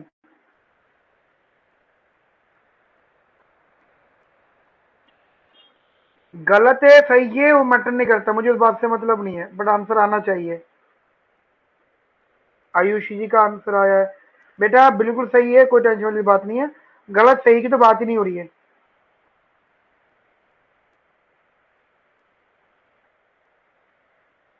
प्रंजल आपका नहीं आया है, गलत, मैंने नाम नहीं लिया कि सही है गलत है, मैं क्या ही नहीं रहा हूँ।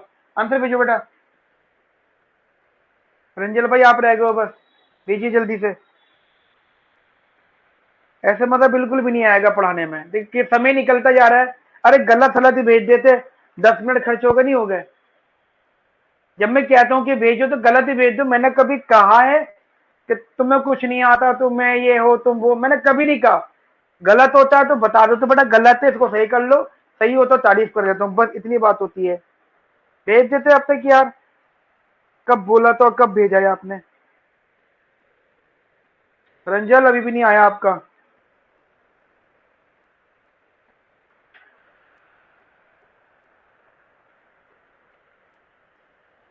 चलिए मत भेजिए आप। एमआरटी जरा चेंज ऑफ एमआरटी का तो ध्यान रखना, कांस्टेंट वैल्यू का जब चेंज होता है, जब भी कांस्टेंट वैल्यू का चेंज होता है तो वो वैल्यू जीरो हो जाती है, ठीक है? जब भी कांस्टेंट वैल्यू का चेंज होता है तो वो वैल्यू जीरो होती है, क्योंकि कांस्टेंट का बदलाव कभी आप चेक नहीं कर सकते। अब मेरे को इसी चीज का फायदा उठाना है, इसको मैं रखूंगा यहां पर। देखिए बाकी कुछ भी वैल्यू हो, ये कुछ वैल्यू हो, ये कुछ वैल्यू हो, ये वाली कुछ वैल्यू हो, लेकिन ये वैल्यू कंफर्म क्या है? जीरो। तो सब कुछ अपॉन में जीरो अगर होता है तो वो इन्फिनिटी होता है। भाई ये कुछ भी हो, हमें इस बात से फर्क नहीं पड़ता, लेकिन डिनोमिनेटर में क्या है? जीरो। यदि डिनोमिनेटर में जीरो है तो ये किसके बराबर आ जाएगा? इन्फिनिटी, ठीक है? तो लास्ट यूनिटी ऑफ सब्स्टिट्यूशन क्या है बेटा आपका यहाँ पे? इन्फिनिटी, ठीक है? ऐसी थर्ड वाला देखना, y is equals to minimum of 2k comma L. y is equals to minimum of 2k comma L. अब जरा ये समझ लीजिएगा, हमें पता है कि इक्विलिब्रियम लेवल पे 2k जो होता है वो l के बराबर होता है। यदि आप k बाय एल निकालते हो तो ये बेसिकली 1/2 हो जाता है, ठीक है? यदि आप k बाय एल निकालते हैं तो वो 1/2 हो जाता है जनरली।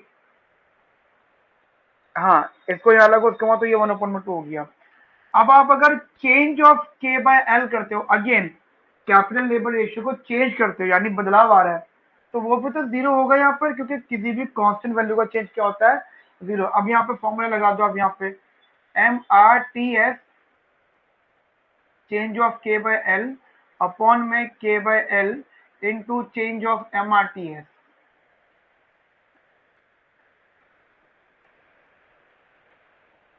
ठीक है? एमआर देखिए again, MRTS k by L change bye k by L, इनमें से किसी से मतलब नहीं है हमें, ठीक है?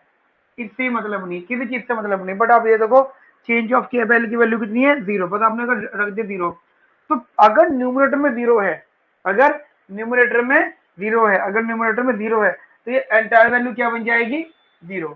तो लियोंटिस में या परफेक्ट कॉम्प्लीमेंट में इलास्टिसिटी ऑफ सब्स्टिट्यूशन कितना होगा 0, यानी कुछ भी सब्स्टिट्यूट नहीं होगा क्योंकि कॉम्प्लीमेंट है, यहाँ पे इन्फिनिटी होगा। अब last but not the least ये वाला डिस्कस करूंगा मैं आपसे।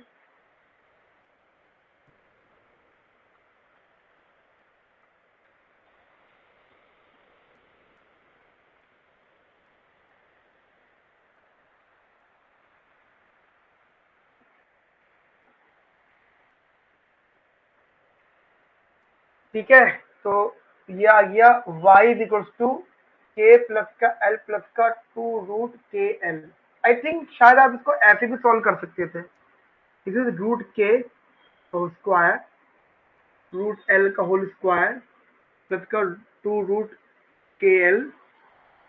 आई थिंक ये रूट के प्लस रूट एल का होल स्क्वायर हो गया, ये y की वैल्यू हो गई। ठीक है, अब आपको क्या चाहिए, मतलब ये फंक्शन है आपका।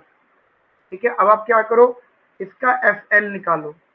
आपने पहले इसको डिफरेंशिएट किया तो ये 2√k प्लस का रूट एल अपॉन में 2√l आ गया। ठीक है, फिर आपने इसका एफ के निकाला, ये ऐसा बना सकते हो ना। अब कोई यूं कहता है कि सर ये तो आपने पहले नहीं बताया था, अरे यार ये बेसिक सी कैलकुलेशन है, 9th-10th में सीखी थी, राइट। तो ये चीज मैं आपको बता रहा हूँ। देखिए जिस जिस जगह अब हम लोग खड़े हुए, जैसे अगर मैं अपनी बात करूं, मैंने इतने लोगों का सिलेक्शन देख लिया, इतने लोगों का डिससिलेक्शन देख लिया, मतलब सिलेक्शन होते हुए भी देखा, नहीं होते हुए भी देखा है।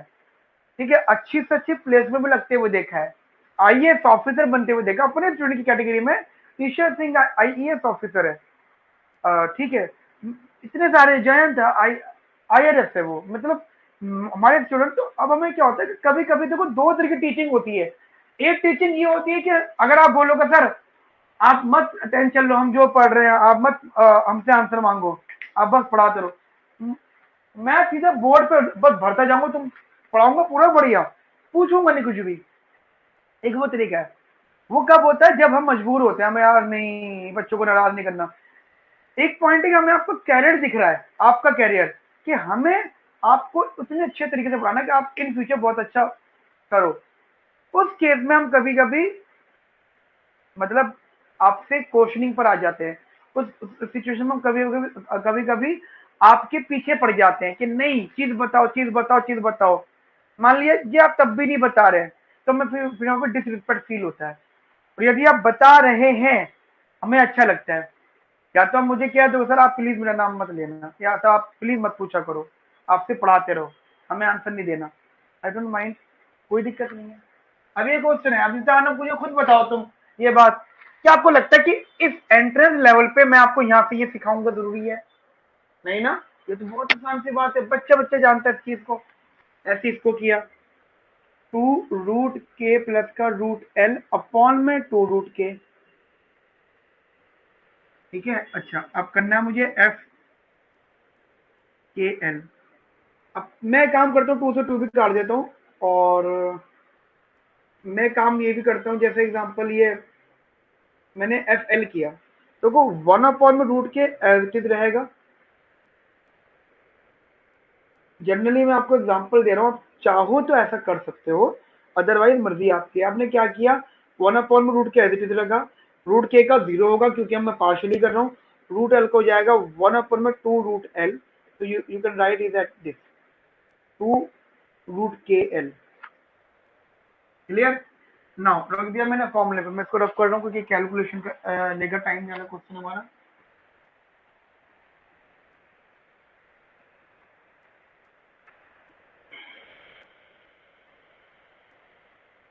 आपको एक बात बताऊं, ऑफलाइन के दौर हुआ करते थे हमारे, मतलब 2016-17 की ऑफलाइन में, जब हमने कोई होमवर्क दिया करने के लिए और बच्चे नहीं करके लाए, मैंने क्लास छोड़ी है, मैं कहा पढ़ाऊंगा नहीं आगे।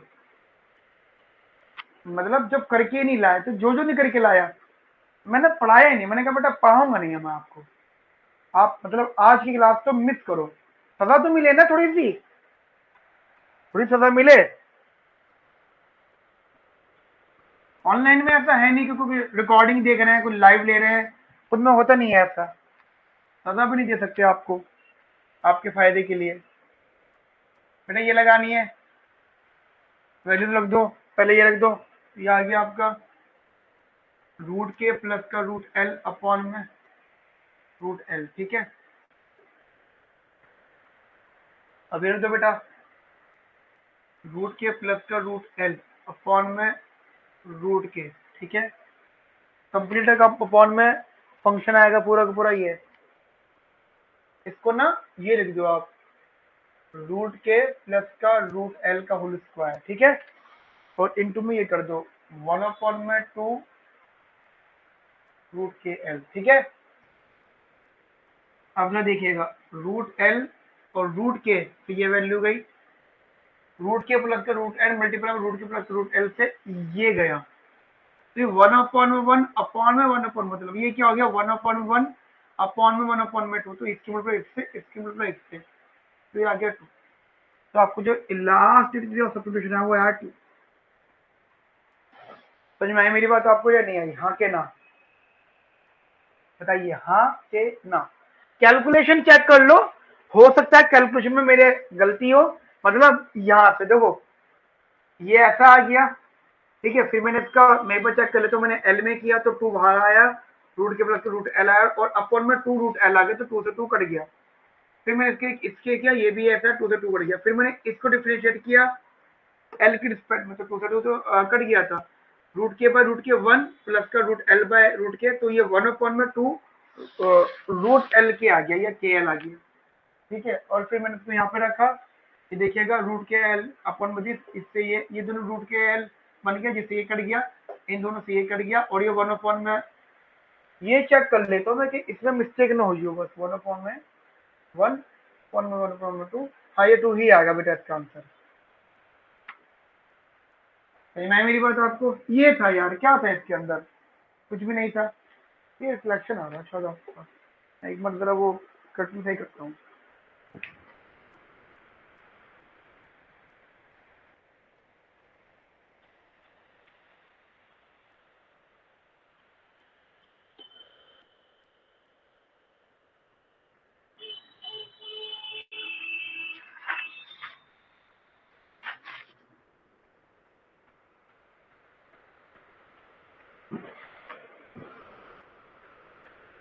ठीक है ना, थोड़ा बहुत तो फर्क पड़ा है। चलिए आगे बात करता हूँ मैं आप लोगों से, ये हो गया। चलो अब एक एक छोटा सा टॉपिक है, फिर हमारी क्लास भी वाइंड अप हो जाएगी। अभी एक छोटा सा टॉपिक है, दैट इज ग्रोथ अकाउंटिंग। इसका क्वेश्चन आ सकता है पेपर में, तो मैं आपको करवा देता हूँ, ठीक है। इनफैक्ट मेरे मॉक टेस्ट में तो होगा ही होगा वो क्वेश्चन, तो मैं आपको करवा देता हूँ इधर।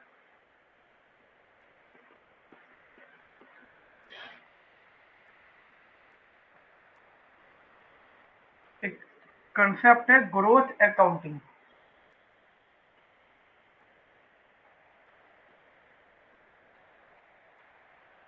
ठीक है जी, growth accounting.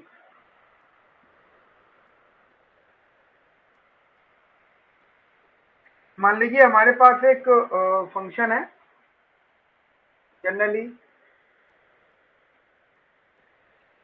y is equals to a with a function of t मतलब यहाँ पर टाइम है, इनटू a की पावर l अल्फा l की पावर बीटा, ठीक है ना। वो कहते हैं ग्रोथ फॉर्मूला निकालो इसका, ग्रोथ मतलब जी वाई बताओ क्या होगा, ठीक है।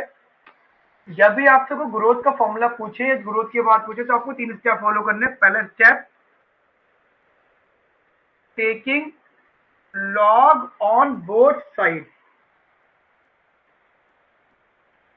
Taking log on both side, दोनों जगह लॉग ले लो, taking log on both side रख लिया आपने।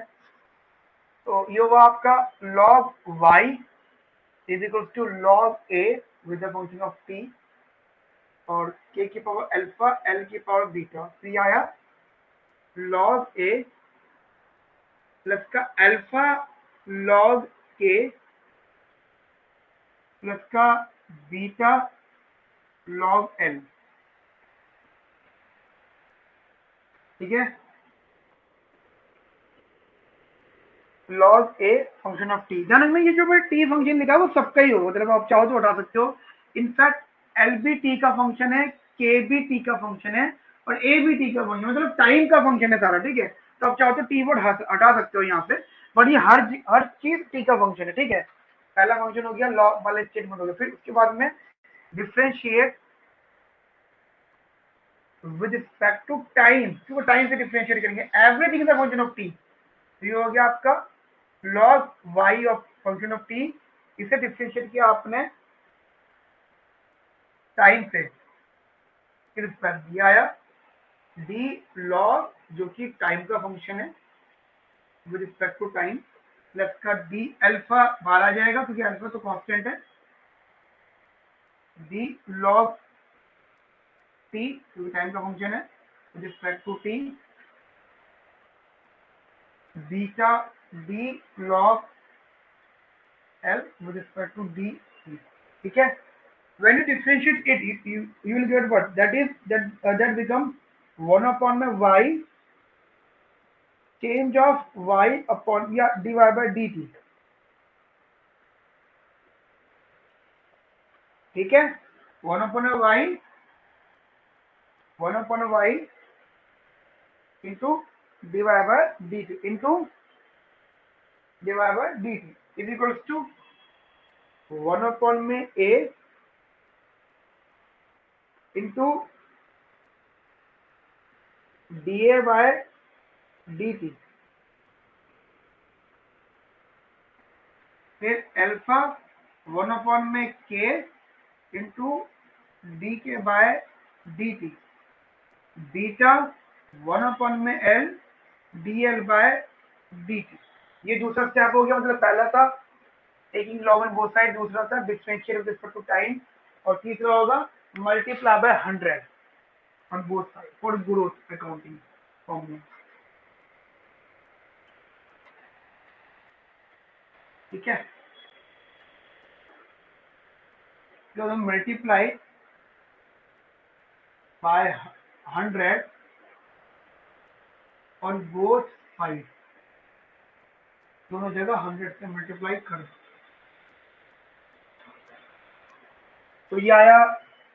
मान लीजिए आपने यहीं पर मल्टीप्लाई कर दी, multiply by 100, multiply by 100, multiply by 100 और मल्टीप्लाई बाय 100, या इसको वहां लिखना ज्यादा बेहतर है वरना आप कंफ्यूजन होगी।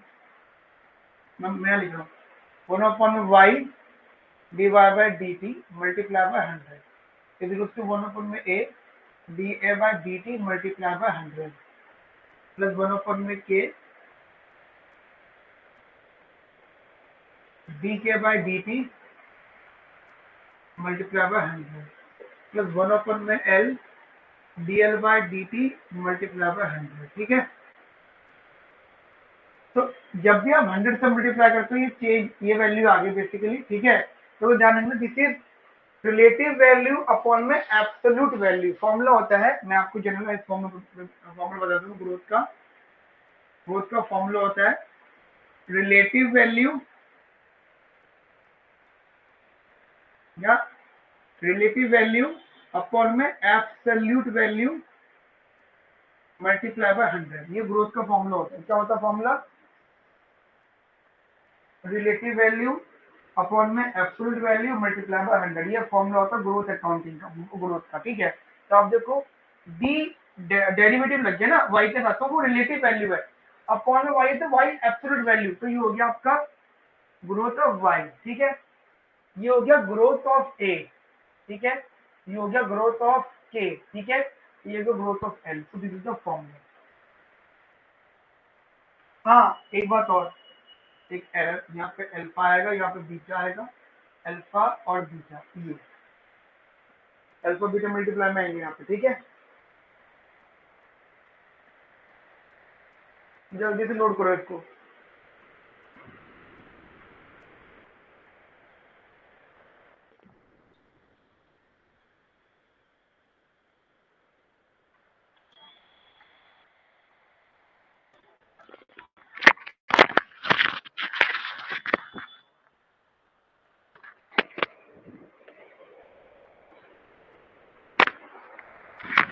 हो गया।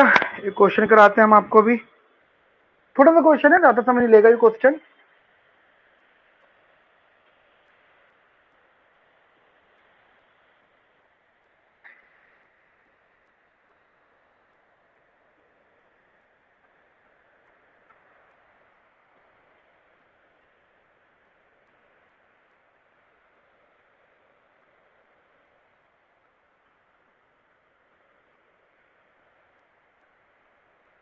चलिए मैं यही लिख देता हूँ फॉर्मूला, ये वाला फॉर्मूला लिख लिया आपने। ग्रोथ का फॉर्मूला होता है रिलेटिव वैल्यू अपॉन में एब्सोल्यूट वैल्यू मल्टीप्लाई बाय 100, यही होता है ना।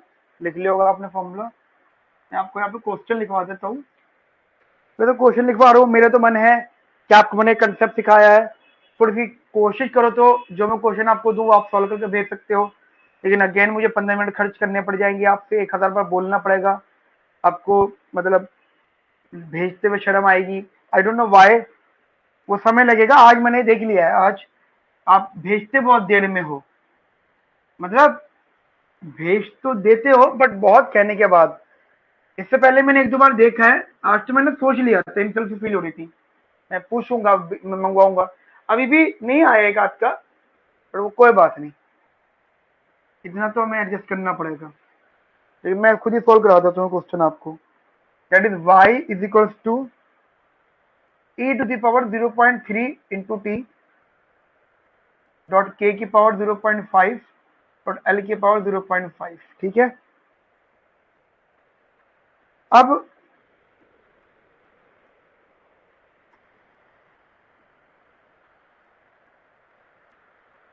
ग्रोथ ऑफ कैपिटल और growth of labour, it is 1%, growth labour is 1%। ठीक है, growth of capital and growth of labour is also the 1%, 1%। ठीक है,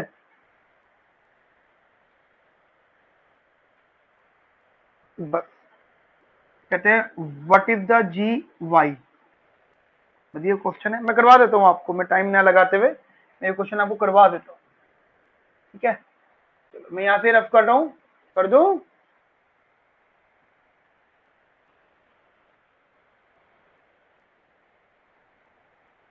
चलिए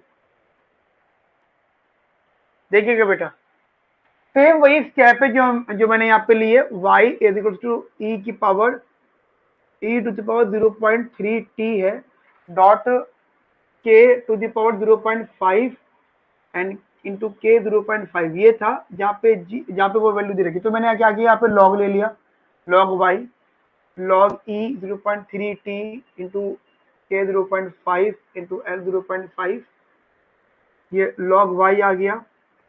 लॉग ई 0.3 टी प्लस का लॉग के 0.5 प्लस का लॉग एल 0.5।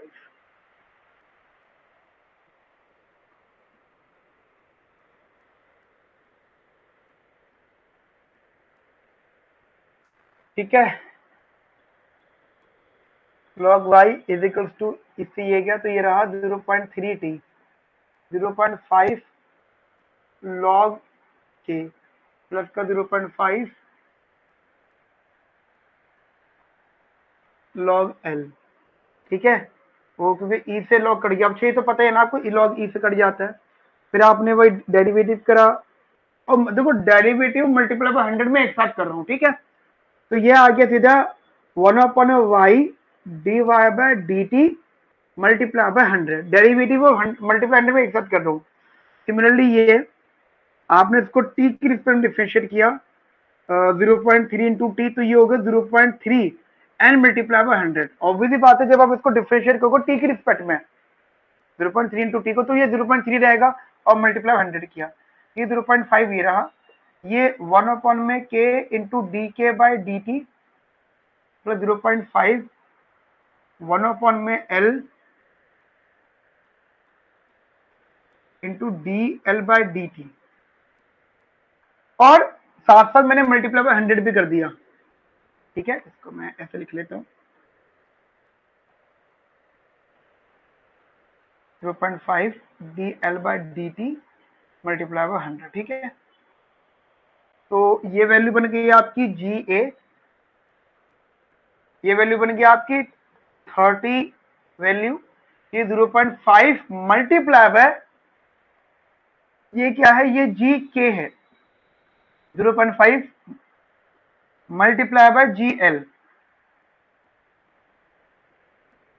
तो वो इन्होंने दे रखा था ये वैल्यू, ये 30 और ये हो गया 0.5 मल्टीप्लाई बाय 1%, मतलब 0.01, 0.5 मल्टीप्लाई बाय 0.01 है ना। और जब आपने इसको सॉल्व किया तो क्या वैल्यू आई बेटा, ये इधर से डेसिमल हटाए हमने, मतलब जो भी आप कैलकुलेट कर सकते हैं इसको, ठीक है, डेसिमल हटाए, इट बिकम्स 1000 अपॉन में,